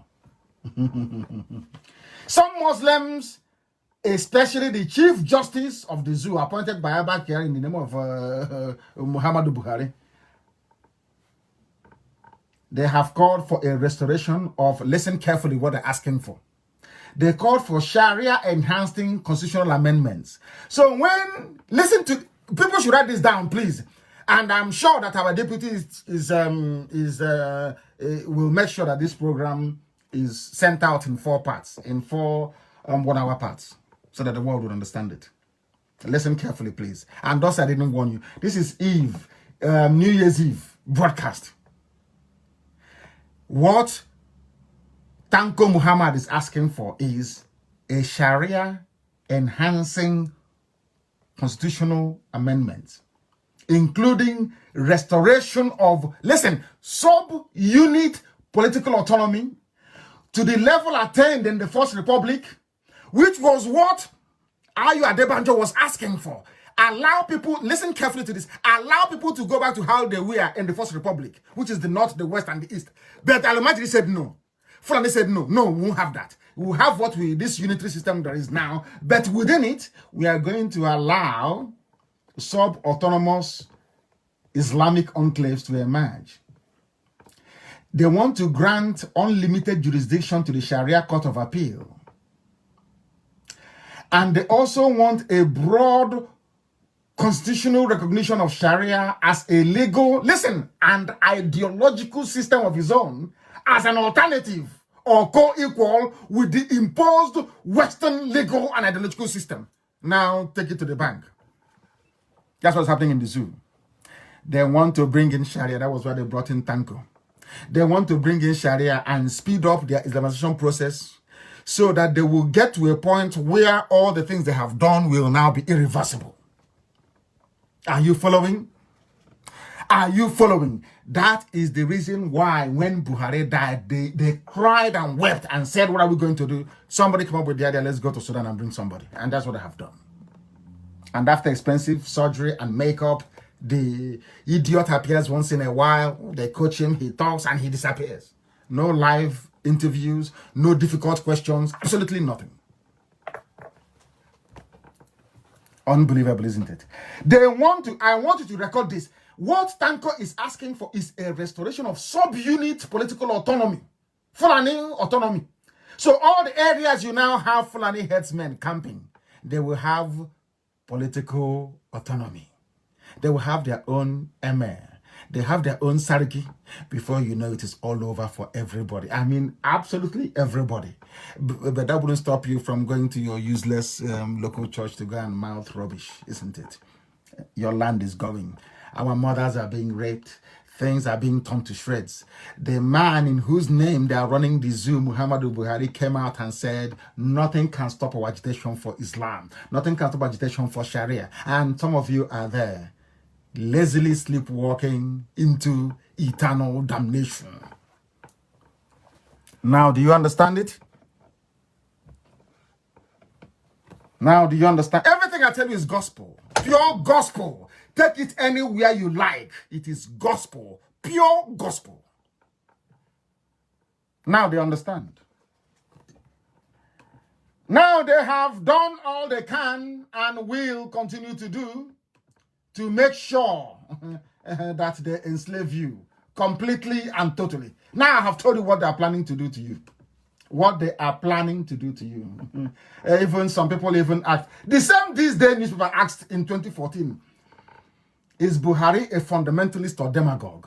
Go and did it. All this, you know, the thing is that all these facts are there for people to make up their mind. But the Yoruba people, because of Tinubu and because they want presidency, you know, to spite the Igbos, somehow, you know, will support him. You know, they do what they call long-term political calculation. If we support this man from the north, he gave it to Obasanjo, so they will also give it to us again. Now you understand.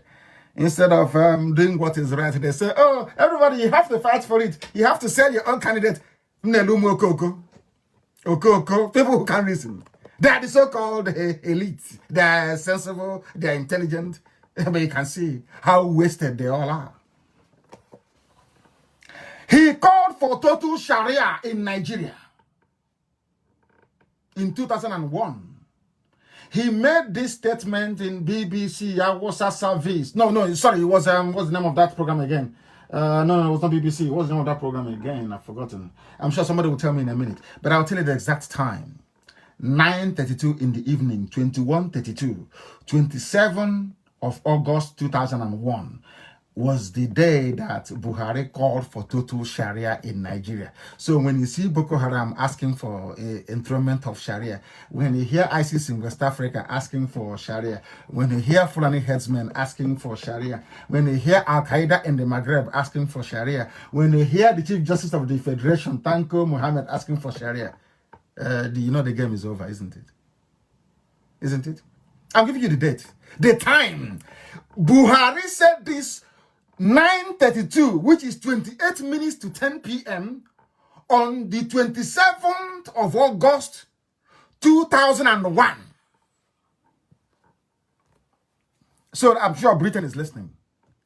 I am sure that all those politicians we met in America, they're all listening to this. That this is the source of terrorism in the zoo. This is the man that brought terrorism. It's nothing to do with drought, climate change, no, any of that rubbish. This is the man who brought it. Buhari brought terrorism into the zoo. And I'm proving it tonight. Zoo has been shaken. Listen very carefully. In February 2000, over 3,000 people were killed by Muslims in the north, in Kaduna especially, over the introduction of Sharia. They introduced Sharia and they went on killing people. When people hear about Christian and Muslims, they clash. People don't know it is the Muslims who are killing the Christians. Because the Christians don't have any means to fight back. The Muslims are in the, not the Muslims, the Fulani people are in the army, they are in the police, they are in the Air Force, everywhere they are. And they specialize in fighting local battles inside, local battles within. They never go outside. You never hear them posted outside. I want you to ask Buratai, which theater did you fight outside Nigeria before? Where have you ever fought a war before? As a commanding officer, as a general in the battlefield? Nowhere. It's only in the zoo. We are having Operation Operation Atilogu, Operation Lafiado, stopping women and killing children. That's all they do. That's all that Nigerian army does. It never goes to war, never fights anybody, never won any territory for Nigeria, never won any prestige for Nigeria, only to kill civilians. And as long as Britain is protecting them, Britain, whoever they send to Nigeria is bribed. Whichever high commissioner goes there lives as a millionaire. They give them money, they give them private oil concessions, they give them anything they ask for to distort the truth and to lie to Foreign and Commonwealth Office all the time. That was why, I have given an example, that was why the British High Commissioner in Abuja doing all this saga involving Shore, she never said, or is it he or she never said anything. Because they enjoy it. If I say, oh no, but Nigeria is a sovereign. Who told you Nigeria? When did Nigeria become sovereign? Britain decides what happens in Nigeria. 3,000 people killed. What did Christians do? They went to pray, they went to fast, they went to sleep over, is it crossover? Heaven knows what they call it. And that one is gone. And the more they kill you, this happened in 2000, the more they kill you, the more you keep quiet, the more they kill more people. Do you understand it? The more they kill you, the more you keep quiet, the more they kill more people. The same thing happened to the Jews. They were killing them all over Europe. Until after the Second World War, they said enough is enough. We have to find the state of Israel. They went to Israel. From there, and they can now defend Jews all over the world. There's something I'm now saying to Christians all over Nigeria tonight.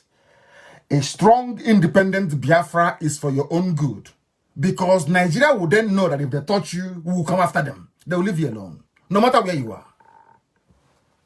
But if you think that you can stay in one Nigeria, and this stupidity will keep going round in a circle like people who are on a carousel, going round and round and round and round, that will solve anything, then you're deranged. Then you are deranged. 3,000 people killed in riots in Kaduna. One Nigeria. And let's unite this country. They keep killing you. The same people killing you are telling you let's unite. And you listen to them. Oh dear me. Oh dear me. Go to Vanguard, Guardian is there. Buhari calls for Sharia in all states. And you're telling me that they don't know what they're doing. That they are not the leaders of all these terrorist groups all over the place. His supporters in the north defended him when he said it. They defended him. They defended him. He was the one who told people to vote for only Muslims. Don't vote for Christians. You know. He also made his comments at a seminar organized by the Supreme Council for Sharia in Nigeria, a body that they set up in the late 2010s. Supreme Council for Sharia in Nigeria. And Christians are there dancing all over the place foolishly. Unbelievable. You know what he said? What remains, this is from Buhari, according to AFP, you know AFP, the Ocean French Press, which is a French news agency. Nobody can accuse them of the propaganda or lying. After all, they are the ones now benefiting from Nigeria. They give them so much money, AFP, so that when they're killing people, they won't write about it. Everybody will think Nigeria is peaceful and all loving, isn't it? AFP. You know what AFP said? AFP wrote, what remains for Muslims, according to Buhari, what remains for Muslims in Nigeria is for them to redouble their efforts, educate Muslims on the need to promote the full implementation of Sharia. It is the agenda. They are pursuing it two ways. They want to use Tanko Mohammed to pursue it constitutionally, and they want to use Boko Haram and all the terror groups that they are funding to pursue it militarily. They will subdue you. So if they don't get you via constitution, they get you via violence. And meanwhile, some of you don't know what we're encountering abroad. Meanwhile, they are telling people all over the world that the reason why, they call it farmer-herder clash. So all the while that they are killing people, you're shouting in your local newspapers in Nigeria, oh, the Fulani herdsmen are here. They have killed us here. They have raped us here. You know what they say? They are raping your mothers because of drought, because of climate change. Anything the Fulani does is climate change. You blame it on climate change. You see how they deceived you. And they employed news agencies around the world, very clever consultants, lobbyists in every state capital of the world, paying them hundreds, millions of pounds and dollars to trot out this line. So when we go and complain and say, these are the things that the Fulani Al-Majri jihadists are doing, they say, no, it's climate change. There's a clash. I say, how can somebody with AK-47 clash with somebody who is unarmed? How is that possible? They say, oh, it's a clash. But we know it's not a clash. They're the ones killing us. And the only time we got together to say we must do something about it, they say, oh, you're a terrorist group. The people who are terrorists, killing people are not terrorists, so it's the people who are trying to organize themselves to say no to this evil. They are the ones who are terrorists. And some Nigerians foolishly joined them. You know, zoo now.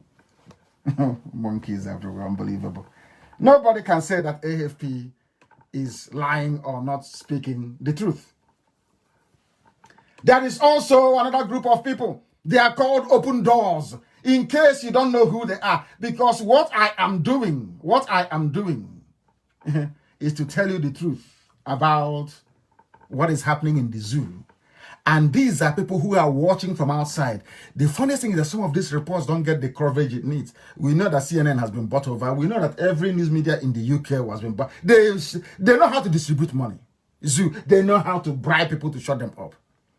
When I told you they came to bribe me, some, of course, I know that, you know I can't lie. It's only when they went to go and bribe Showore that it was made public. That's what they do. They bribe. If they try to bribe you and you say no, they try to frustrate you and you say no, they try to kill you. That's what they do. This is Open Doors. Open Doors, they support persecuted Christians all over the world. It's an independent group. Even Archbishop Welby of Canterbury said, I am grateful to Open Doors, who for over half a century have been doing this kind of work and have had a great influence in my life since the early 80s. I know this organization has the utmost integrity and they do their research very carefully and well. From Archbishop of Canterbury that loves the zoo.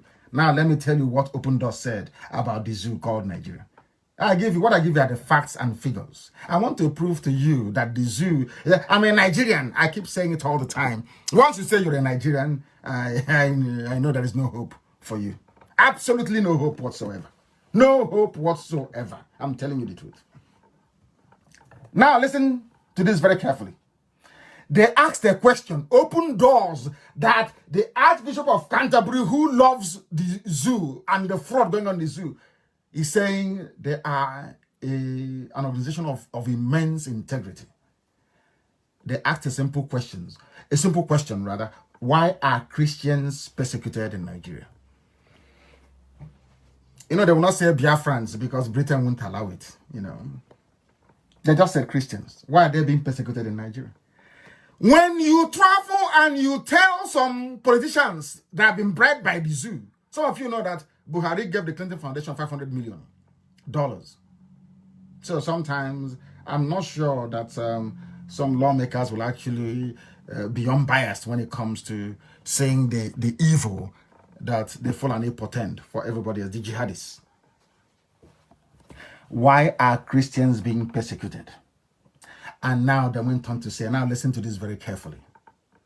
In Nigeria, the majority of the Christians live in the south of the country. And their religious freedom is to a large extent being respected in the south. But in the north of Nigeria, in the middle belt, where Christians are in the minority, they face horrific levels of persecution at the hands of Islamic extremists. Islamic extremists. This is what people are facing every day. No longer, they came to Nsukka. They are planning an attack in Nsukka either today or tomorrow to open the new year. Because they see the governor as being very weak. Cannot defend the people. Ozowane, no defense. Nimbo, no defense. Priests are being beheaded. There is no defense.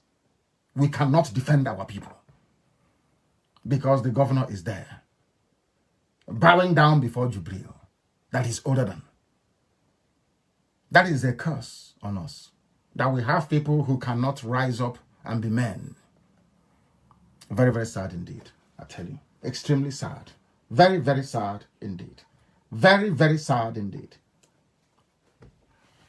Do you know what is happening in the north? Some of you don't know, but I will tell you. In some northern states, Christians are now beginning to dress like Muslims to make their faith less obvious and reduce the chances of attack. Christian young people in these states are frequently denied access to higher education, and Christians have been asked to give up their faith in order to be given work. Do you know that this is happening in your so-called one Nigeria? Let's be in one Nigeria. Do you know that Christians in the north, in the middle belt? Of course, we know. So one of my cousins had to go to a polytechnic in the north. He had to add Idris to his name. That was how he was given admission. Without it, he wouldn't be given admission. You've heard of how a Christian girl was denied the opportunity to study medicine at ABU, Zaria. You are all aware of that? This is what is happening in your so-called one Nigeria. One Nigeria. We Nigerians. We Nigerians. People are dressing like Alamajiri women in the north to escape being killed. And you claim you are in one Nigeria. I want to reassure them once again. The same way that the state of Israel today is the bulwark, is the defender of Jews all over the world, is how Biafra will defend everybody who is vulnerable, including Christians wherever they are in Nigeria. So every Christian in Nigeria should, tonight, as some of you are praying, pray for the coming of Biafra. That is your only savior. The alternative is that you will be beheaded, you will be Islamized, you will be killed. Nothing will happen. Where is Leah Shoebu today? Are you still talking about her? The answer is no. Let us bring this a lot more closer home. I'll use the analysis of one of our people here to try and drive home this very point about Sharia. What I'm trying to say, what I'm trying to build with the time now standing at approximately 8 minutes to what time it is? 8 minutes to the top of the hour. 8 minutes to 9 p.m. in Biafra land. 8 to 9 p.m. in Biafra land. 8 minutes to 9 p.m. and the same number of minutes to the top of the hour wherever you are. I want you to understand the root of the crisis in the zoo. Some of you don't understand the Nigerian Constitution. You don't understand it. The Nigerian Constitution says that everybody is a Nigerian first. The person who argued this point succinctly is Emma Wale. Very beautifully written piece. Nobody can accuse him of being pro-Biafra because he's not. He is not, I repeat, he is not. Do you know that some fanatic northerners, Abakari and his cabal, and the northern Fulani jihadist elected officials are insisting that Muslims are Muslims first and Nigeria second. Therefore, they are entitled to live under the Sharia Islamic system. That is why, have you ever, I keep asking people this, all those people committed these atrocities in the south, have you ever seen them before in a police station? Have you been to a police station before and you see Alamajiri inside the cell?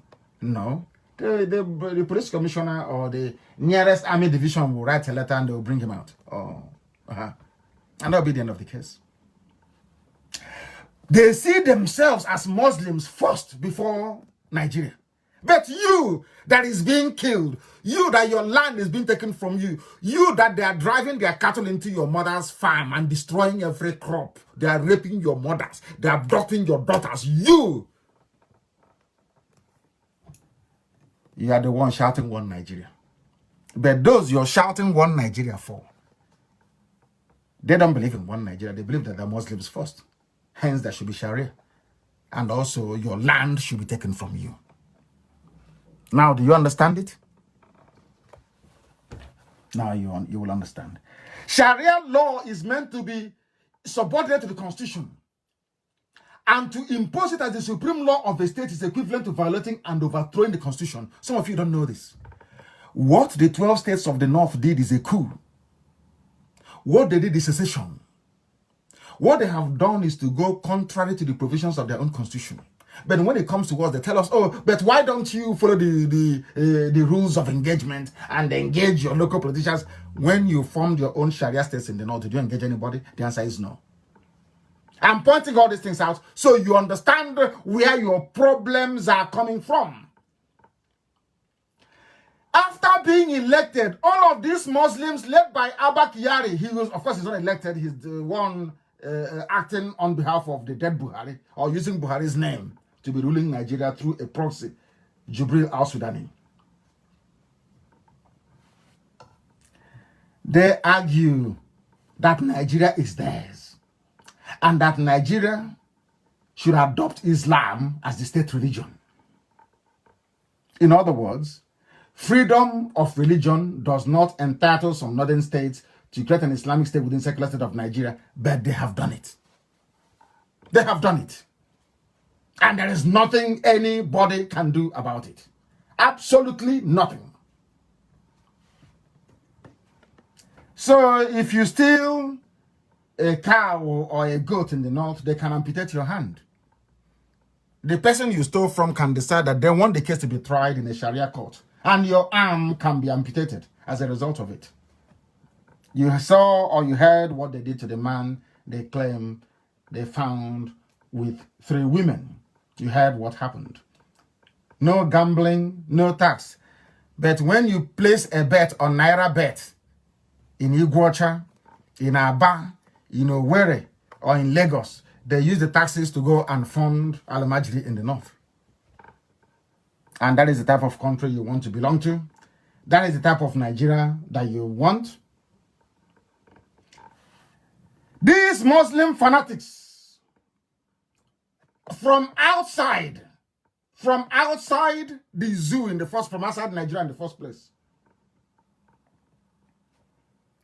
Most of them make references to Egypt, to Lebanon, to Iran, to Iraq, and whereas in all those places, the strict enforcement of Sharia doesn't apply the way they do it primitively and crudely in the North. It was the idea that Sharia law should be imposed on people in Sudan. That is why you have Southern Sudan today. So what they're doing to us is not new. And if you go to Sudan now, they're flooding in. That is their launch pad. That is from where they are making life miserable for a lot of people. But let me also make this very clear. The spread of Islam in Nigeria dates back to the 11th century. In Borno, that is, excuse me, that is why they are fighting very hard to take Borno from the Kranen people or from the Kanuris in the northeast of the place they call Nigeria. Later, Islam first was in Borno before going to the Hausa land. Hausa. Some of you keep saying this all the time. Kanu and Katsina belong to the Hausa. Gobe, which is Sokoto, belongs to the Hausa. In Nigeria, I wouldn't say Nigeria. In the north, in what you today call Nigeria. Hausas were in the northwest. The Kanuris in the northeast. Until the Fulanis came. And everything else changed. Everything changed.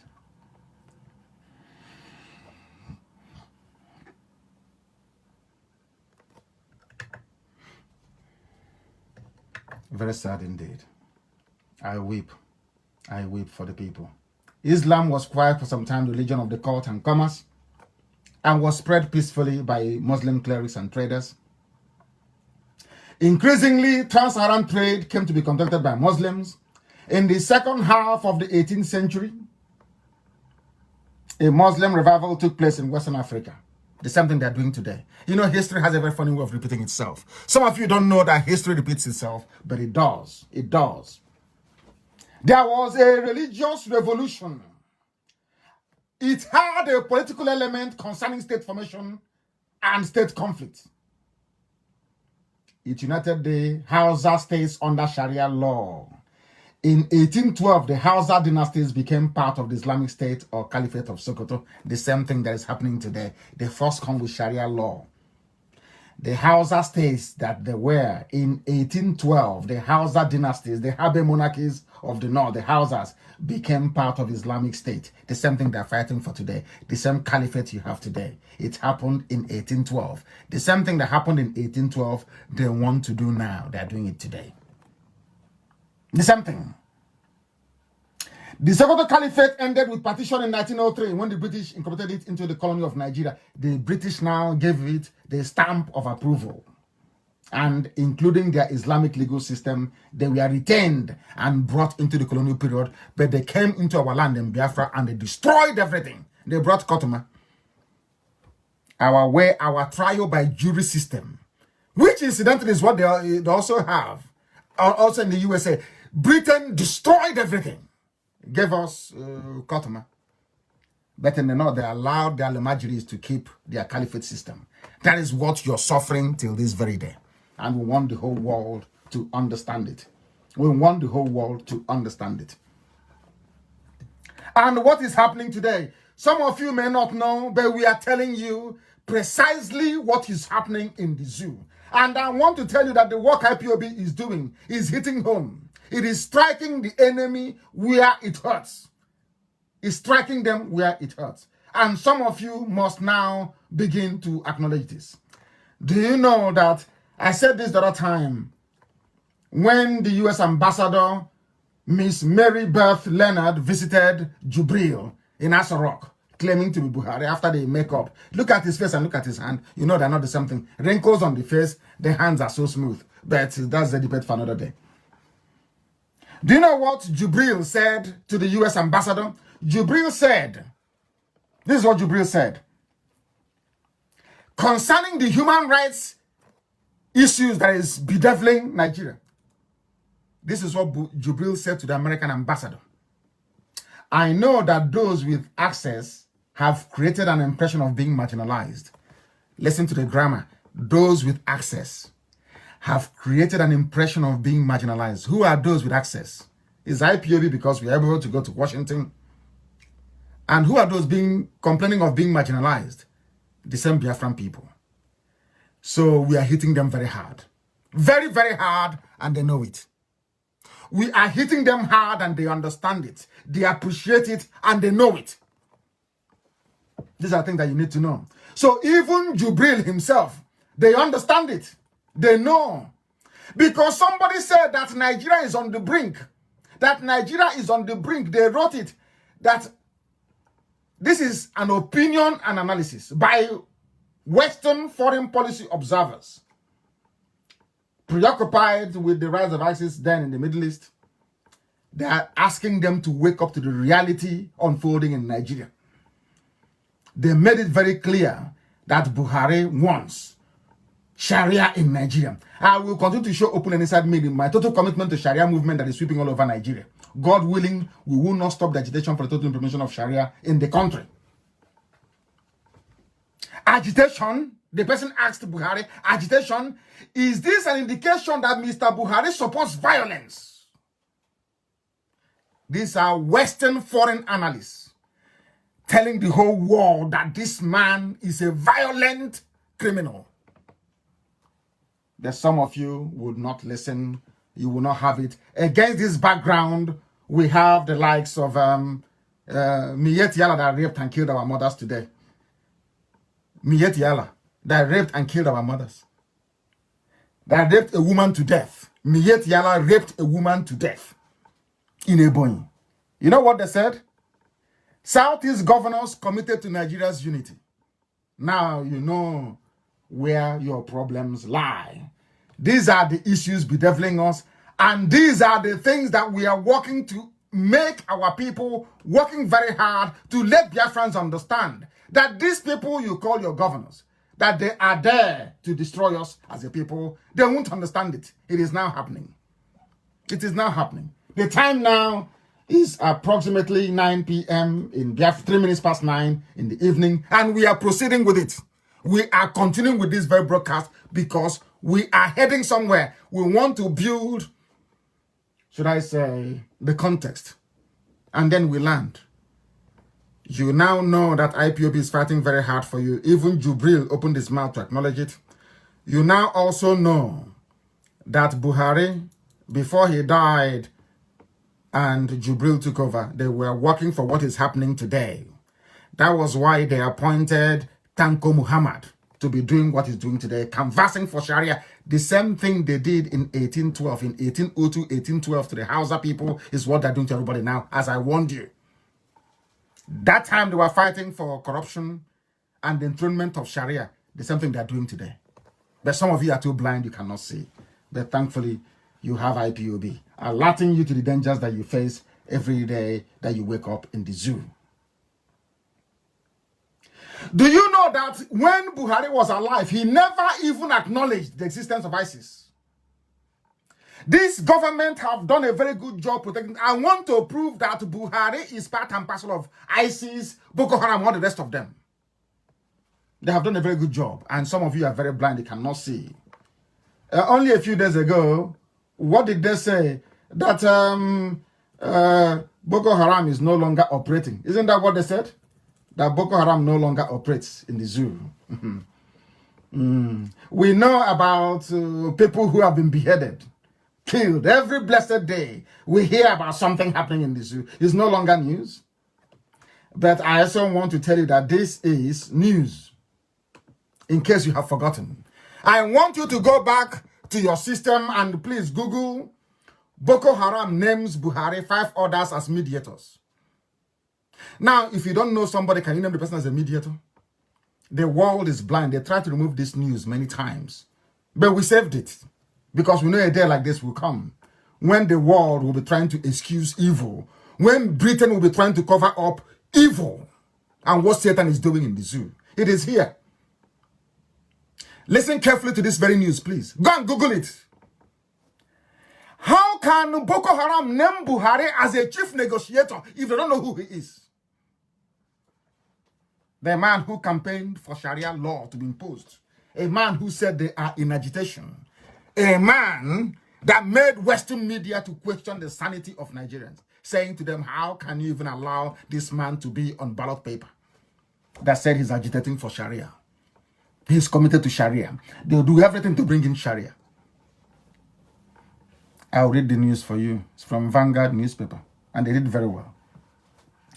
The leadership of Jama'atul Ali Sunnah Leader Awati Wal Jihad, that's their name, they are known as Boko Haram, has named the former head of state and presidential candidate of CPC, then that was the party from General Muhammadu Buhari, among 6 prominent northerners, always Fulani, to mediate the group and the federal government. Are you listening? Some of you, are you listening? This is the man that is the granddaddy of terrorists. That was why they named him. That was why they named him as their chief negotiator. He's there for the whole world to see. And I'm sure tomorrow people will come to argue very blindly. Even, I know that even Facebook is helping them, but they will never succeed. You know they will never, ever, ever succeed. Never. We are telling our people about these dangers before it confronts them. Buhari was invited, but not invited, discussed with Boko Haram. They named him, and they gave Jonathan conditions, which I'm sure some of you well know, and Jonathan said no, he wasn't going to accept it. And have you also forgotten? Listen very carefully. You know the damage that Boko Haram have caused and all the terrorists from Fulani North. You know what they have done, don't you? I also want you to Google this, very, very important. Buhari calls terrorists misguided brothers. They are his brothers. Urges them to embrace peace. They are his brothers. Terrorists are his brothers. It is here.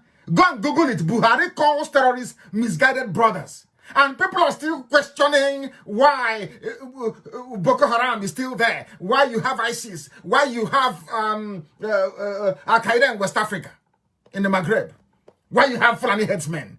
When the chief terrorist is the one who is in power, they are his brothers. He opened his mouth and said they are his misguided brothers. And why are they misguided? I'm going to prove it to you tonight. You know why they're misguided, Boko Haram?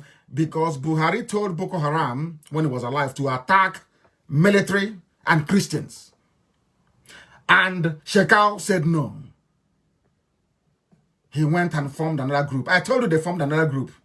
Before, in my broadcast, I said they formed another group. Some of you were not listening. I want to prove tonight that this Buhari formed another group of terrorists.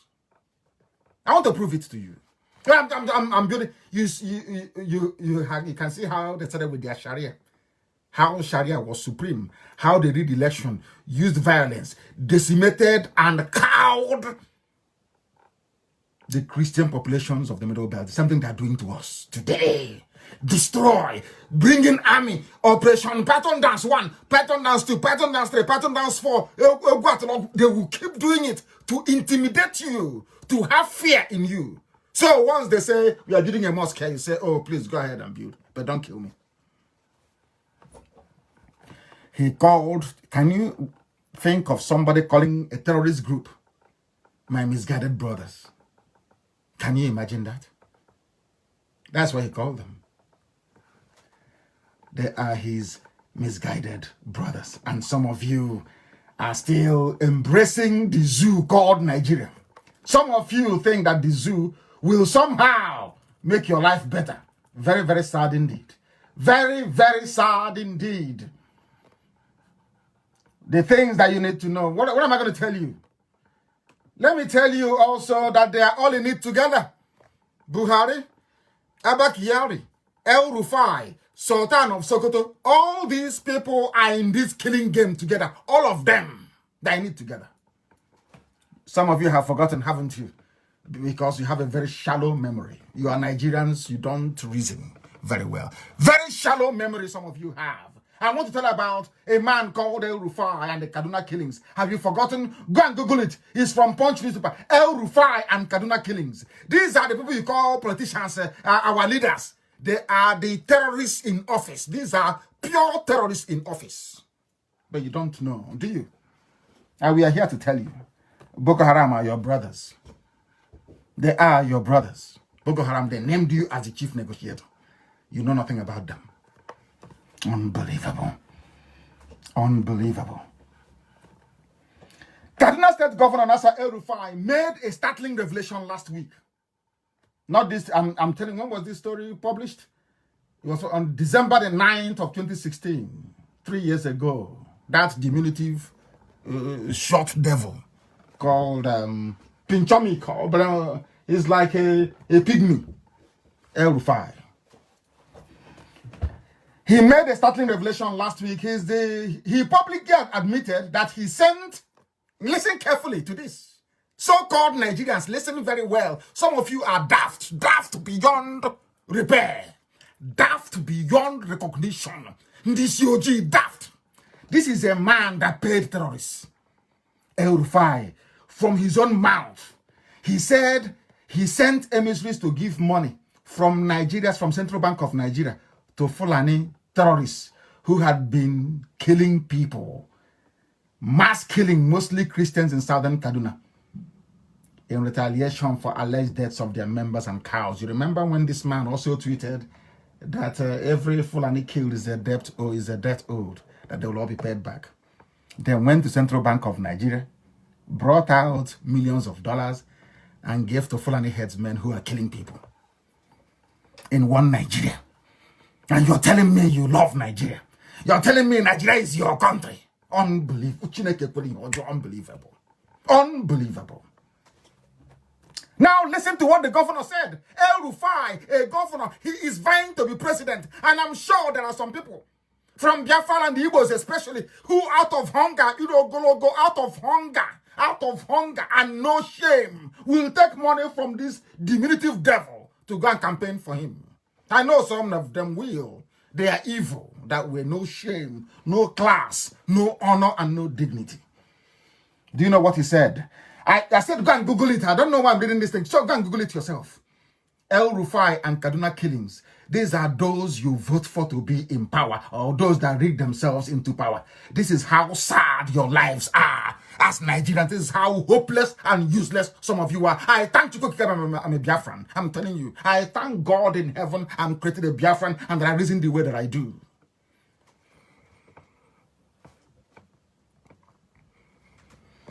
Unbelievable. There's something they are trying to do to us. They're doing, it was what they did to Yorubas in Kwara State, in Ilorin. They subdued the Yoruba, they subdued them, put them under the rug. Put them under the rug and said they're nothing. You rule when we say you rule. That's why it's only been Obasanjo, nobody else. When Abiola came, they said, no, you're a Muslim, but no, you're whatever they call them. You're underneath us, you cannot do anything. And Obasanjo agreed to give them Sharia outside the constitution, and they made him the president. Now you understand it. Now you know why they hate IPOB. Now you understand why they think they can shut us down, but they cannot. It is impossible. They know they are fighting a losing battle. They know they can never defeat IPOB. It is impossible because we keep exposing them. The whole world will hear about. The whole world will know what El Rufai has done. They cannot cover it with bribery. It's not possible. It's there in black and white. Listen to what El Rufai said. You know, Nigerians, I don't know what is wrong with them. I can't understand those people, honestly.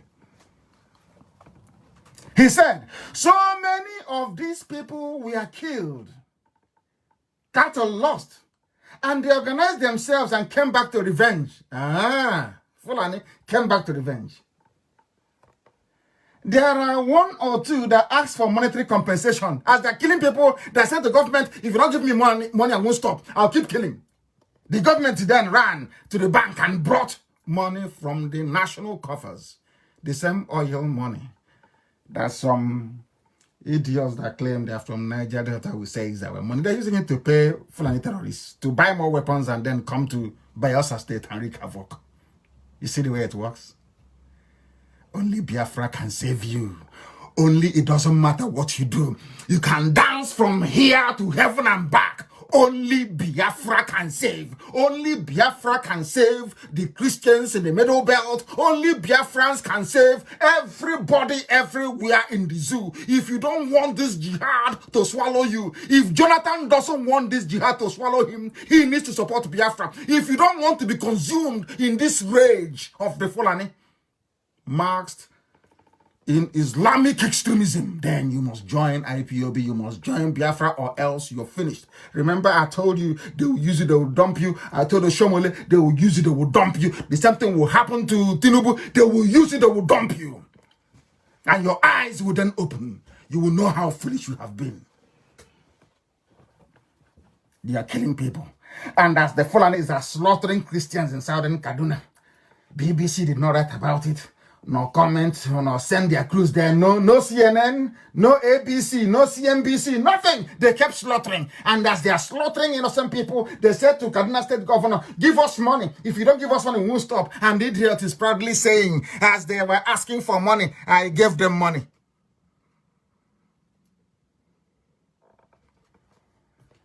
Unbelievable. Unbelievable. Do you know that El Rufai admitted to knowing terrorists, Fulani headsmen that are killing people? The fourth most deadly terror group in the world. A governor that is aspiring to be president, a Sharia advocate, an Islamist said, I know them. But nobody is bothered. No persecution, no nothing. Just like that. Because you're in Nigeria and they're the ones ruling. And you call yourself a proud Nigerian. And I say shame unto you.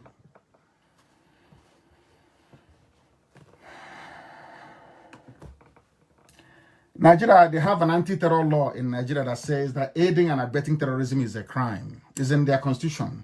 But because it is El Rufai, nobody will go and arrest him. Nobody will do anything. All they do is to beg for unity. Let us be one. Instead of Yoruba to rise up and stand on their 2 feet as a great nation that they were in the past and say enough is enough. Enough is, forget this oil, forget this fear of oil and gas from the east. We will give it to you for free. Stand up as men that are begging for unity. Let's unite. We are telling you that the man in charge, in whose name the zoo is being run, is a terrorist. Buhari is a terrorist. El Rufai is a terrorist. It's very clear. The laws of Nigeria says that aiding and abetting and concealing terror and terrorists is an arrestable offense. It recommends life imprisonment or death penalty. You see? Oh, dear me. Why? These people, I feel sorry for them. It is called the Terrorism Prevention Act of 2011 and Amendment Bill of 2012, with amendments to Section 17 that states very clearly, any person who does, attempts to, threatens to, promotes, assists, or facilitates terrorism in any way or manner, or participates in terrorism financing, commits an offense, and is liable to, on conviction, to life imprisonment, or a fine of not less than 150 million naira, or to both the time of imprisonment and the fine. But the man came out and told all of you, as foolish as you are, and the Yoruba media gladly carried it, and no problem. Yes, sir. Yes, Your Excellency. Yes. Oh, Your Excellency, you met the terrorists. Yes, I met them. Okay, Your Excellency. Oh, that's good. Oh, how much do they want? I gave them $200 million from Central Bank. Oh, Your Excellency, that's good. God bless Nigeria. And you're a journalist. Unbelievable. Unbelievable. The law is there. What El Rufai did is a prosecutable offense. He should be in prison or dead by now. He went to Central Bank of Nigeria. Who gave him the authority to go there? I have no idea. He went and took money. He's a Fulani oligarch. He's a Fulani warlord. He went to Central Bank, took money and gave to terrorists. They went and bought more weapons and came down to Ozowani and killed people. This time Fulani, Emiyetiala. That your Igbo governors are working with. That they are working together. And I'm asking all these foolish Igbo governors, what is it you're doing now that Azikiwe didn't try to do to civilize people who are uncivilizable? To try to make them see light when they prefer to dwell in darkness. What is it that you're going to do now? What manner of appeasement didn't Afonja do in Ilorin before losing Ilorin to them? Why can't people go back to history and understand that those that ignore history run the risk of repeating it all the time? Something that happened in the past will happen again. It will happen again. They are working with them. Now tell me if these are not terrorists. These are the people that you call your leaders. They are the ones financing terrorism. They are the ones financing it. Fulani regime of Abakiyari should start fighting terrorism from within. In Aso Rock, they are all terrorists. I think that Trump should come and arrest all of them in Aso Rock. They are all terrorists, all of them, including El Rufai, including Sultan of Sokoto. These are the arch-terrorists you have in Nigeria. The sponsors of terrorism. These are the people. They are fighting to impose Sharia by force. The same thing they did. Now, I was saying to all of you before, but you wouldn't understand, do you? And this evening we go. I want to bring the program to an end. But before I bring it to an end, now let me just tell you exactly where we are. Remember, oh my goodness me. Oh dear me. This man called Abu Musab Habib bin Muhammad bin Yusuf al-Banawi is the son of Muhammad Yusuf of Boko Haram. But I give it to Boko Haram that they only became militant when Muhammad Yusuf was killed. I understand that, and I give them that. And I also said to some of you before, but you were not paying attention.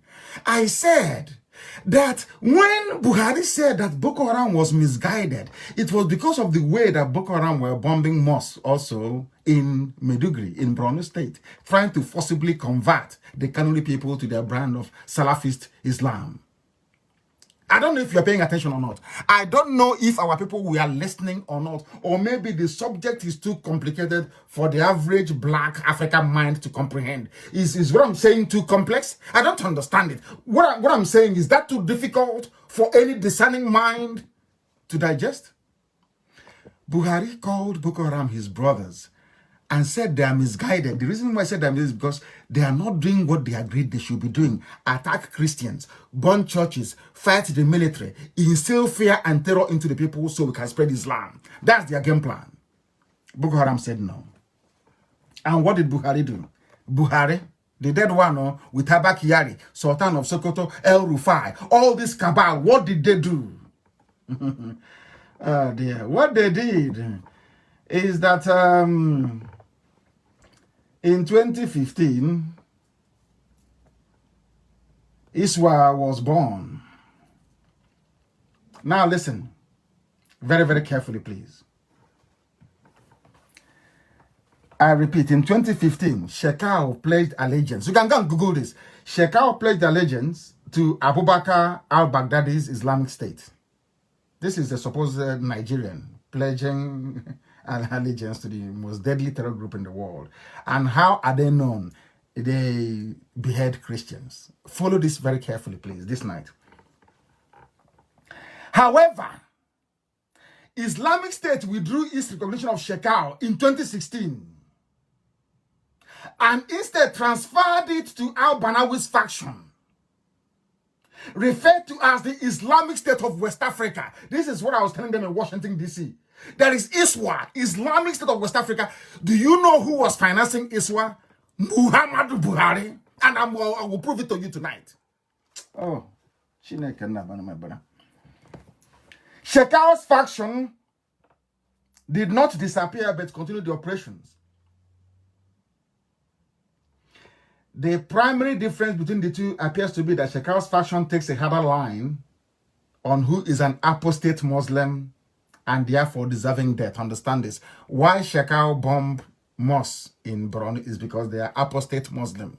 They are not the true believers of Prophet Muhammad's teaching.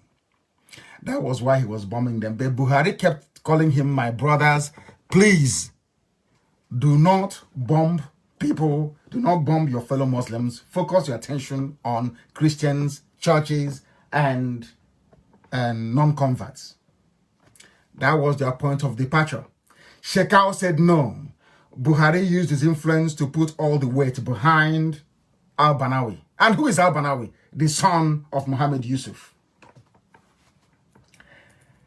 Now, how do we know that Buhari was involved? How do we know? How do we know? How do we know? Because some people do not follow history very well. They killed 15 aid workers in the north, Islamic State in West Africa, and al-Banawi was a wanted man. Wanted man, hunted by the army. The USA came in looking for him. The USA came in looking for him.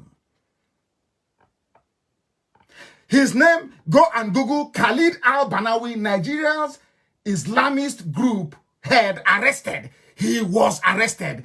They were looking for him. The US were looking for him. They killed 15 aid workers. They were looking for him. The United States of America placed a bounty of 3 points. Let me also tell Abba Kyari tonight. I want to let Abba Kyari understand something tonight. I want to let the Asara Cabal understand something tonight. I've not given these facts to US lawmakers yet. I'm going to give it to them. I was struggling to prove this link, to give them physical evidence. This is from the BBC. Your friend, the BBC. They published it. Listen carefully. Khalid al-Banawi was captured in Lokoja, in Kogi State. The United States government placed a bounty of $5 million on his head after branding him one of the three Nigeria's specially designated global terrorists in 2015. It's not in 2012. Understand this. Because they broke away from Boko Haram. It is here. Ansaru is a splinter group of Nigeria's largest jihadist group. Not a terrorist, a jihadist group. Boko Haram, known for kidnapping foreigners. Security agents, listen very carefully, ideologically aligned, everything I tell you is correct, ideologically aligned to Al-Qaeda in the Islamic Maghreb. Buhari took them out of Al-Qaeda and placed them in the more deadly ISIS that believes in killing only Christians. I'm giving you facts and figures. Al-Banawi, when he came out, he was with Al-Qaeda in the Maghreb. Buhari brought him out of Al-Qaeda in the Maghreb and used him to try to split Boko Haram into two, so that Muslims will stop being the focus of the attack. They should focus on Christians. Fact and figures here being confirmed by BBC of all people.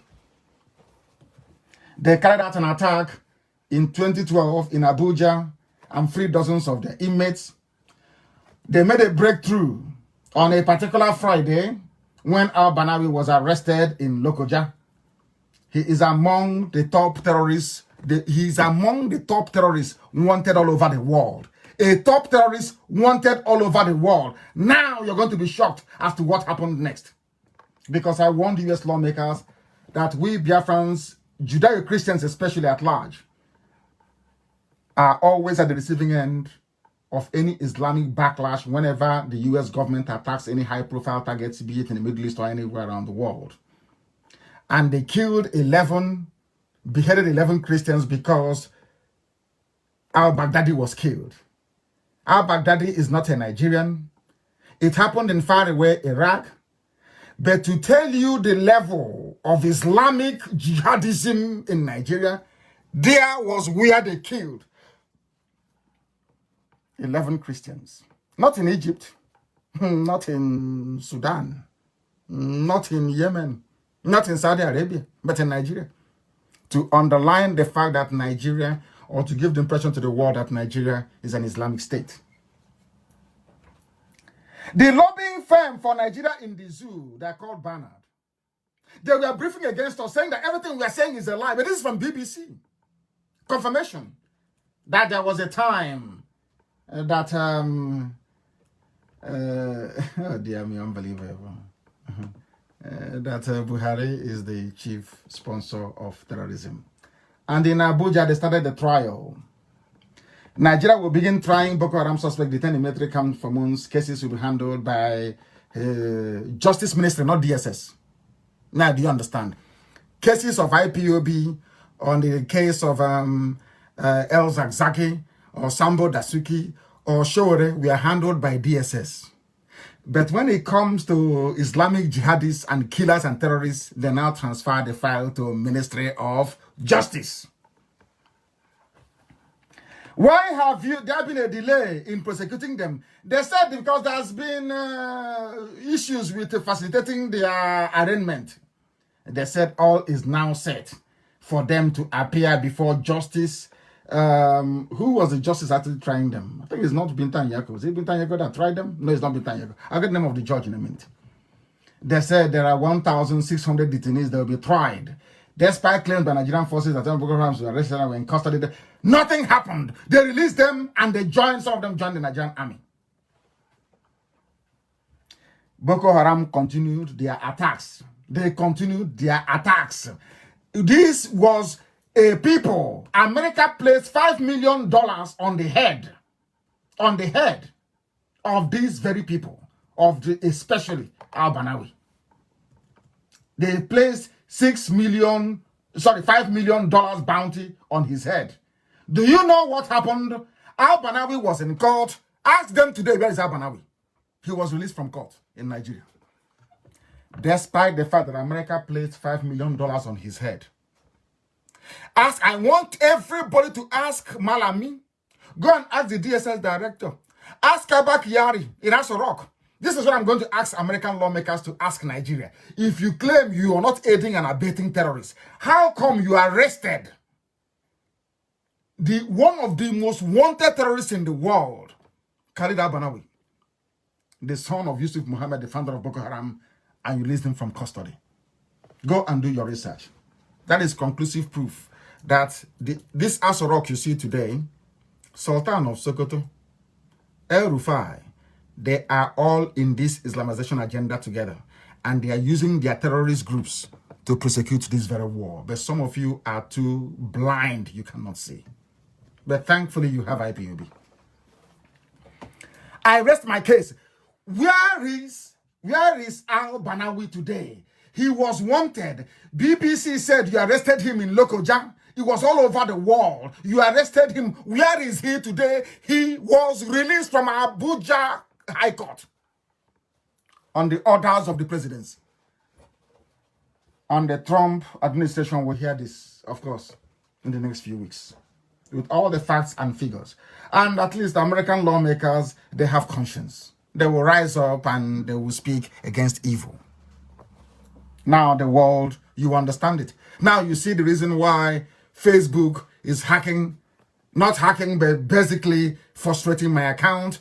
You can see the reason why they keep paying and they keep paying, they keep shelling out money to stop this very marvelous work that God is using IPOB to do.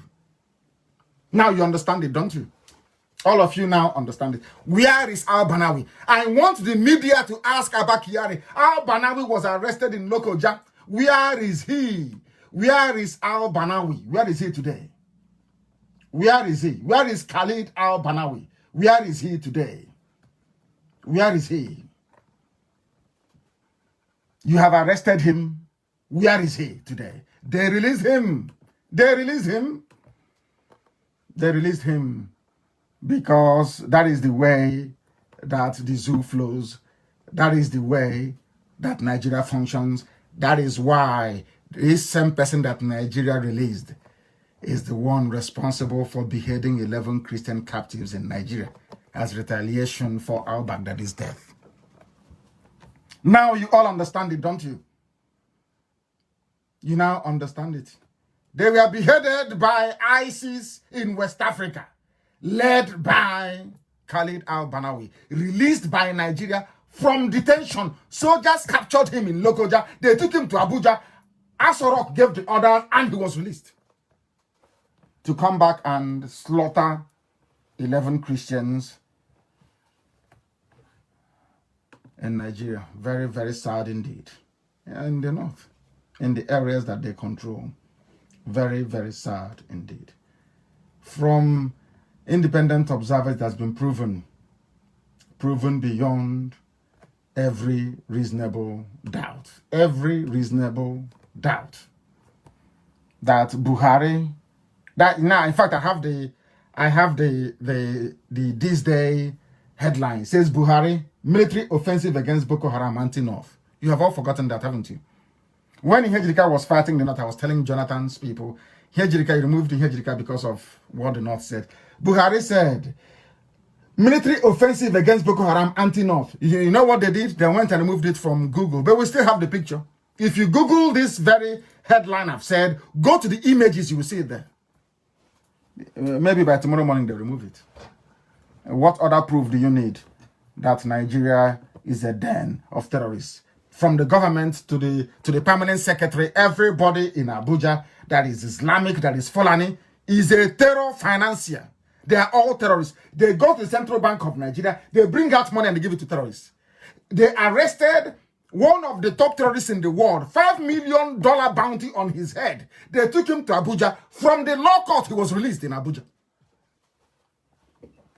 And you're telling me that Buhari's regime is not responsible for what is happening. Very, very sad indeed. Very, very sad indeed. Everybody's writing it, that they have now regained strength. They have regained strength.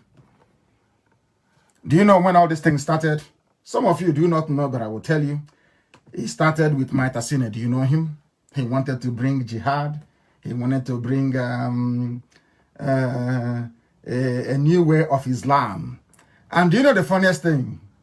At the height of Maitasine, Buhari was the chief of army staff. He didn't do anything. The same way now he's deploying troops everywhere, killing innocent people. He never deployed troops against Maitasine. Buhari took over power in 1983. Maitasine kept killing people till 1985. It was only when Buhari left that Babangida's regime dealt with Maitasine. What was Maitasine doing? The same thing. The same thing. Killing of Christians.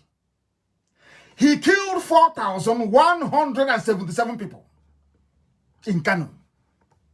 Non-Muslims in Kanu. 4,177. Who was the chief of army staff then? Buhari. Buhari took over power in 1983. Buhari, did you stop Maitasine? No. He never mobilized against them. Because they are doing the work of Islam, the work of Ahmadu Bello, the work of Othman Danfodio. Now, do you see the way they roll in the north? Every decade, oh my goodness, every regime, this man is always death, killing of people. And some people call him Jubri, Mr. President, in the name of Buhari. I mean, Mr. President. We have the facts and the figures. You can't lie. They killed many people. It was untrue. 4,177. Where did they kill us? They killed them in Kanu. 4,177 dead in Kanu. In October of 1982, a new uprising broke out in Bulumkutu, near Medugri. They killed 3,350 people. They also went to a place called Rigasa village near Kaduna. There, they killed 1,000 people. In April of 1985, there was yet another uprising in Gombe, Bauchi State, where over 100 people were killed by Maitasine. Maitasine was a sect founded by one Muhammad Marwa. You know Buba Marwa, the former governor of Lagos State. You know, I told you that they don't have fathers. They say, what they call us, this Alamajiri, I've forgotten what they call us. Baby factory. I love that. In the north, when they give birth to them, they have no father. You know the Alamajiri. Anywhere you are born, you answer the name of that place. If they're born in Sokoto, you answer that in Sokoto. If they're born, you don't have any father, you answer Alhaji, because there is no father. They born you in Marawa, you answer Marawa. They born you in Tafawa Balewa. Some of you don't know Tafawa Balewa is a village. They born you in Tafawa Balewa, you answer, your name is Tafawa Balewa. They born you in Katsina, no father, you answer Ottoman Katsina. That is how they are in the north. No father. His name is Muhammad Marawa. His nickname was Maitasine. Who did they kill? How many families in Biafra land lost people in the north as a result of this? And who was chief of army staff then, as Burata is doing now, flexing his tiny wings? He was Buhari. He did nothing. He did not mobilize against them.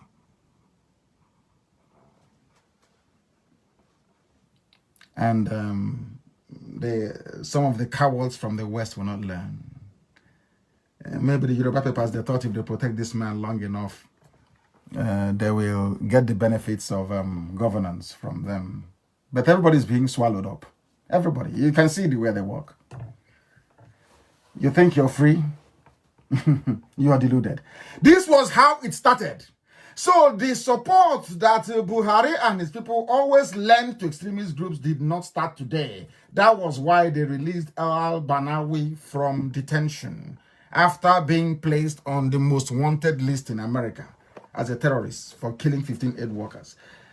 That person that Buhari's regime, Abba Kyari, released from detention Christmas Eve, they beheaded 11 Christians. I have my facts and my figures to establish a collusion between Asorok and all the terror groups in Nigeria. Facts which they themselves can never, ever, ever deny. The question that I want the new U.S. ambassador to ask the cabal in Asorok, Abba Kyari, Jubril al-Sudani, representing Buhari, who is now dead, is how intercepting bags of rice in Ebonyi State is the effective use of the millions of U.S. military aid when Fulani terrorists are wreaking havoc in the north. They are seizing bags of rice in Ebonyi. Fulani terrorists are in Ebonyi State raping and killing people. They say it's Operation Egweke to check IPOB. And for once, as I said before, Khan is now beginning to say something. They said to the Sultan, speak up against persecution of Christians or you shut up. That's how they should be talking. Not any time the Sultan speaks, they fall over themselves like a bunch of idiots. And why is it that the zoo is struggling to defeat Boko Haram?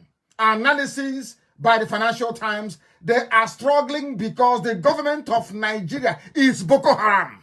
The government of Nigeria is ISIS in West Africa. They are terrorists who are in power. They are jihadists. They have come to spread Islam. There is nothing anybody can do about that. That is a fact of life. That is a fact of life. That was why they released Khalid al-Banawi from detention. That is also a known fact, which they themselves can never, ever deny. How can they defeat Boko Haram or the menace of terrorism when most of their personnel and equipment are in peaceful Biafra land? Roadblocks everywhere. I was told that Calabar today, everywhere in Calabar, there is roadblock. Everywhere in Calabar today, there is roadblock. What they are doing, nobody knows. That is the way they are. That is the way they function. That is the way these people are. Fulani headsmen who raped a Ebonyi woman to death. Google it if you want. Fulani headsman who raped a Ebonyi woman to death says, I only did 1 round. In Ebonyi state. Do you think a Biafran can go to Katsina and rape a Fulani woman to death? What will happen? They will kill everybody in the north. But this is what Dave Umahi brought to you people. As I warned you that those your governors, they will destroy all of you. You didn't listen. Is it not happening now? Is it not happening now? How can they defeat terrorism when all the military checkpoints in Biafra land is manned by the army from the north? How can they defeat terrorism? Everywhere. From Orok Junction to Atimbo by Edim bus stop, everywhere across Calabar.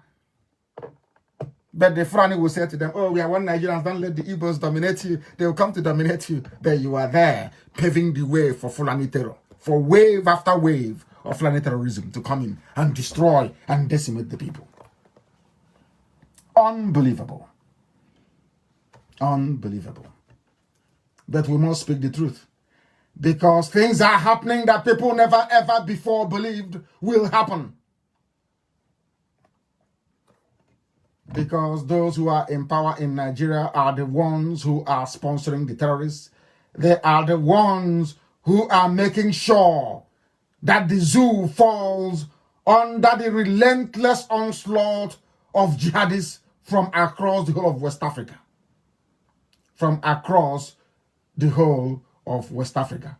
They chased Jonathan away from office, and very cowardly he surrendered without a fight. Now look at what is happening. Look at what is happening. Even Financial Times acknowledged that ISWAP, which is Islamic State in West Africa province, is led by al-Banawi. He is backed by ISIS and has focused on winning over Muslim civilians while targeting the military. Exactly what I told you many months ago. Exactly what I told you. That was what they did. Buhari said to Shekau, stop attacking mosques. Shekau said no. He was attacking apostates. That's non-true believers of Islam. That although they are Muslims, they are not true believers. Banawi said no. Asorok, you say today, you call it the seat of power, your seat of presidency. They decided to fund al-Banawi to start killing Christians and fighting soldiers. And it is here, confirmed by Financial Times of London. Everything I tell you is the truth. Everything I tell you is the truth. They said they have vast ungoverned spaces in the north of Nigeria. But they are in Biafra land, mounting roadblocks. Mounting road on a daily basis. On a daily basis. And that is why they steal. They said their Minister of Defense have stolen money. Fulani. Thieves they are. They was to tell you, oh, we are fighting corruption. We are fighting corruption. They have stolen money. They have stolen money.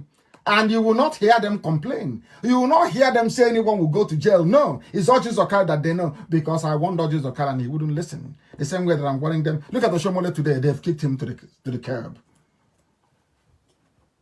They say Buhari has come on, of course, Jubril has come under heavy criticism for failure to act in the alleged indictment of the Minister of Defense, Bashir Magashi, Fulani, criminals they are, Omar Diko, thieves, Ibrahim Taher of Nitel in those days, Minister of Communication. Have they forgotten?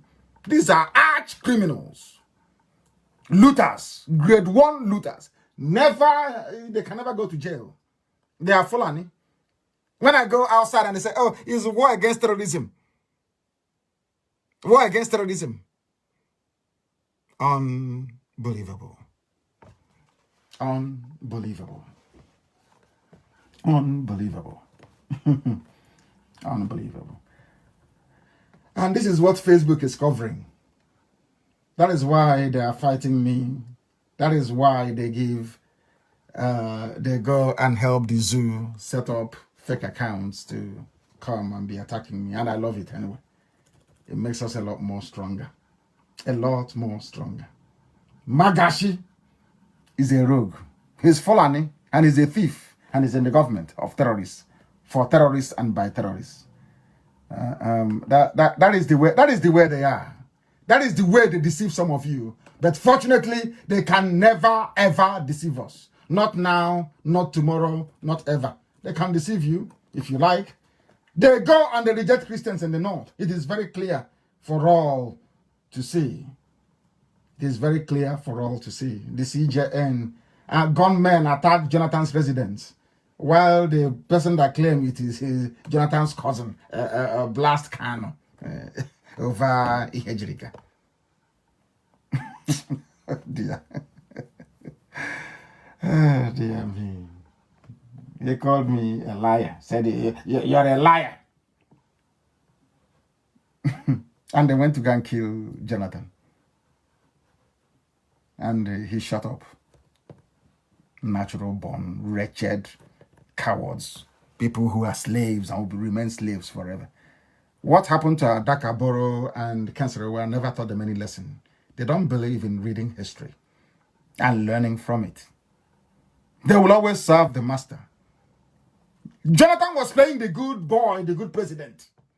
Look at him today. Did it stop them from coming to look for him to kill him? Jonathan fought for an APC candidate in Bayelsa. APC candidate in Bayelsa. He was the PDP president. He fought for APC candidate. Did that stop them from coming to look for him to kill him? And you're talking, I don't know, the name didn't even sound Biafran, so I didn't want to respond. The fool had a slave name that I cannot dignify with a response. They came to Jonathan's house and he's asking them to investigate. He's asking Al-Majri to investigate themselves. Unbelievable. They are the ones now telling us that Boko Haram will use chemical weapons because they know what they're doing. They are the ones funding the manufacture of the chemical weapons. The same people you have in Asoro are the ones who obviously advising them on what to do. When you see the Nigerian government, you see the face of Jubril, heavily made up, of course. Look at his hands now. Maybe tomorrow they're going to put letters on his hands to give him some wrinkles. Look at his hands and look at his face. They're not the same people. Or the same person, so to speak. Go and look at it now. There's, the Nigerian government, the cabal. They came out, when I was telling you about the cabal, did you believe me? They came out and said, oh, the cabal exists. They are also human beings. So those that claim that Buhari is a no-nonsense general, if Buhari were to be alive, do you think he would tolerate people talking about his government in those terms? There's a cabal running the government. Asha will come, they'll lock her out. And she'll be lamenting on a widely circulated video, and you say Buhari is alive? Hey. This UG, black, very sad indeed. Very, very sad indeed. Compare the crimes of Boko Haram, of ISIS in West Africa, of Al-Qaeda in the Maghreb, and the Fulani headsman Miyetti Allah. Has IPOB done anything wrong compared to these people? But they are the ones in the army. They kill you, they recruit them, they put them in the army. They kill you. Hellfire will go to Central Bank and give them money. They kill you, they protect them. And you're still shouting one Nigeria. You're still shouting one Nigeria. And you're telling me that somehow you are normal. You're telling me that somehow all is well with your brain. I doubt that very much. I doubt that very much. When Buhari was alive and calling for full Sharia implementation, why won't the CJN be emboldened? Buhari, I declare, is the modern father of terrorism in Nigeria. Buhari is the chief terrorist. And that is going to be our campaign to the whole world. Facts and figures to substantiate and back up everything we are saying. Insurgency and Buhari's call for full Sharia. Also, the news is everywhere. Everywhere. Unbelievable. Buhari was given an opportunity in 2001 to choose between Nigeria, a secular Nigeria, and fundamentalist Islam. And he said, I choose Islam. It's in Vanguard newspaper of 24th of December 2014. Go and Google it. Insurgency and Buhari's call for full Sharia. Insurgency, which is Boko terrorism, and Buhari's call for full Sharia, they are one and the same. Is carried by Vanguard newspaper. Insurgency and Buhari's call for full Sharia. Some of you, I don't know. I don't want to speak against what Chukwuka Kabiama has created, honestly speaking. Some of you make me want to speak against what God has made, and I can't. I can't. It's there for all to see. But you don't read. You read only this person said this about that person said this about the other person. All rubbish, total and gossip. That is the news. Insurgency and Buhari's call for full Sharia. The two are the same. Vanguard newspaper is there. Go and Google it. You'll see it. Very, very shameful. Very, very shameful indeed. They went on to claim that they released Showore and Dasuki on compassionate grounds. No longer by the rule of law or what the court said. That tells you all you need to know about the damnable zoological republic. That tells you all you need to know about those people who are there. Everything I've told you has come to pass. I think somebody actually did me, I wouldn't say did me a favor.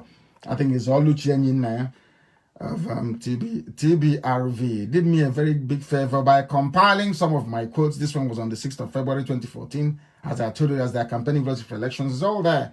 I think it was on the 12th of October 2014. 6th of November 2014, December the 2nd, 2014, 16th of January 2015, 15th January again, 2015. These are the quotes that I made about what is going to happen to the zoo. Everything has come to pass. Everything has come to pass. And this is, as I said, this newfound courage by Christian Association of the Zoo. I welcome it. You know, it's called the National Christian Elders Forum. Killing of 11 Christians. Hey, I love this. At last, people who agree with me. Killing of 11, this is by Vanguard. Please go and Google it. Killing of 11 Christians. Blame Buhari, Sultan, for Islamic State in West Africa. Boko Haram's audacity. I end my case here. So people can now see. Christian elders, they can now hear. Well, they can now see what we have seen long time ago. This was the December the 30th, 2019. This summarizes everything. Killing of 11 Christians by the National Christian Elders Forum. They're saying the killing of 11 Christians. Blame it on Buhari, Sultan of Sokoto, for the audacity of the terrorists. Exactly what I've been telling you from time. It should be segregated everywhere, as a matter of fact. Everywhere. Blame them for it. Blame them for it. He said that the Muhammadu Buhari, Sultan of Sokoto, Saad Abubakar, should be held responsible for the audacity, expansion, and unbridled atrocities of the Islamic State of West Africa Province, ISWAP, Boko Haram, and headsmen in the country. What else do you want me to say? What else do you want me to say? Amaka, make sure this is secreted everywhere, raw, so the world can read it. That humanity may read it. Christians are now speaking. They are now waking up. And what the solution is not restructuring. The solution is not one Nigeria, because they have this jihad. Since 1804, they have been planning this jihad since 1804, and they will never rest until they accomplish it. Never, ever rest. Never. They can never rest until it's accomplished. It's accomplished. Unbelievable. Unbelievable. Everything I've been saying, they have now confirmed it to show you that what Radio Biafra is doing is immense. Immense work. When I say to blame those people, they don't understand. They're the ones that give them impetus. When El Rufai will go to the CBN, Central Bank of Nigeria, collect for a hard currency and give to terrorists, what do you expect those terrorists to do?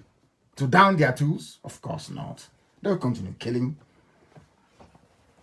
They'll continue killing. When we warned the whole world that the Asoro cabal is all over the place, that they was pursuing terrorism, some of you did not believe us. It was carried by the Sun newspaper. That was a long time ago, almost 8 months ago, when we said that we told the world that the judiciary does Asoro cabal's bidding against the common man. They didn't believe us until they held show. And then the whole world discovered that what IBP is saying is not propaganda after all, it is the truth. We didn't allege. We told them the judiciary does what cabal says. That is why Bintanya could have now released the husband and the son, because she did for them what they had hoped for. That's where we are. That is the zoo for you. That's the zoo for you. We must continue. The time now is a minute. It's a minute to 10, isn't it? In Biafra land. That means we've been on air now for nearly 4 hours, if I'm not mistaken. For nearly 4 hours, if I am not mistaken. This is a live presentation from Radio Biafra. This evening is a live address on the eve of New Year to the whole world. We are preaching the truth, the link between those who are ruling Nigeria and terrorists. The Fulani rulers of Nigeria are all terrorists. Just don't take it from me. Even the Christian Elders Forum in Nigeria have now confirmed it. They now agree also they have a cabal who is ruling the zoo, that it is not Buhari who is in charge, but the cabal. Because Garba Shehu came on the Fulani Janjaweed news channel, Channels TV, and said it openly, that those people who are the cabals, that they are respectable Nigerians, respectable jihadists. That's who they are. Very, very sad indeed. That is why I should say they can sack anybody they want at will. They can disgrace Osibajo. They can humiliate him as much as they like. They can also humiliate Aisha and nothing will happen. They control the military, they control the police, they control the Navy and the Air Force, they control civil defense, they control customs, and they control any government paramilitary organization. Once you carry AK-47, including Fulani headsmen, you are under the control of the cabal in Asorok. And that is why when they started to kick out Shomole, no one stopped them. Shomole is now consigned to the history books. It's gone. And some of you must also know that those who claim they're fighting corruption, they padded the budget with 264 billion they intend to steal. It is there. See no evil, hear no evil generation. Very, very sad indeed. I go back to those who I respect and those who I revere. Pa Aya Debanjo always speaking the truth, that our anarchy looms, of course, unless the zoo disintegrates. Talking about restructuring is not going to help matters at this point in time, because they will never ever agree to it. They will never ever agree to it. They will never ever agree to it. We are fighting to be free, to liberate everybody else in the process. Those who want to work with us can work with us. Even the Sultan is saying, don't provoke us to take up arms. Provoke you. You are the one ruling Nigeria. You are the one killing people. And you're even complaining again that you want to take up arms. That's so no one will call him for questioning. If it's any other person saying this, they will say DSS is inviting you for questioning to come and clarify what you said, but not the Sultan, because they are all terrorists. And every institution in Nigeria headed by a Fulani person is part of the wider Fulani conspiracy. But they are busy in Biafra land arresting people for selling newspapers. They are busy criminalizing the South. I mean, we arrest 86 people, whereas 86 people are arrested in Biafra land, whereas there are terrorists in the North beheading people. The army is busy telling you, because we have no guns, so you can arrest us easily. All they did is the point gun at you. If you move, I move you, I will shoot you, and you stand. And they'll bundle you into their vehicle. If they don't kill you and harvest your organs and send to India to sell, they will take you to the nearest police station and dump you there. They said they're fighting crime in the South. But in the North, you have terrorists that they themselves are sponsoring, beheading people. Jonathan said that those attacked his home must be prosecuted. I don't know who he's talking to. I don't know the world that he actually inhabits. Very, very sad indeed. Very, very sad indeed. And you also know this evening, a country that operates a secular constitution is now saying tonight that men and women can no longer meet at night in Jigawa State. Oh my goodness. Zoo. Nigeria is a joke, honestly. Go and Google it. It's there. It's today's news from Premium Times. It's a Fulani paper anyway. Jigawa local government bans men and women from meeting at night. It's part of the Sharia in a secular country that says that everybody has the right to freedom of assembly. Now you cannot talk to a woman at night in Jigawa local government. They have banned it. And you're in Nigeria. And you're saying, God bless Nigeria. Those of you going for taking over, whatever you call it. You cannot meet a woman at night in Jigawa, and you're in one Nigeria, operating a secular constitution. What an utter laughable contradiction. Very, very sad indeed. That is the type of Nigeria that this Janjaweed administration has given to you, and you have no choice but to endure it, because that's what you want. Very, very sad indeed.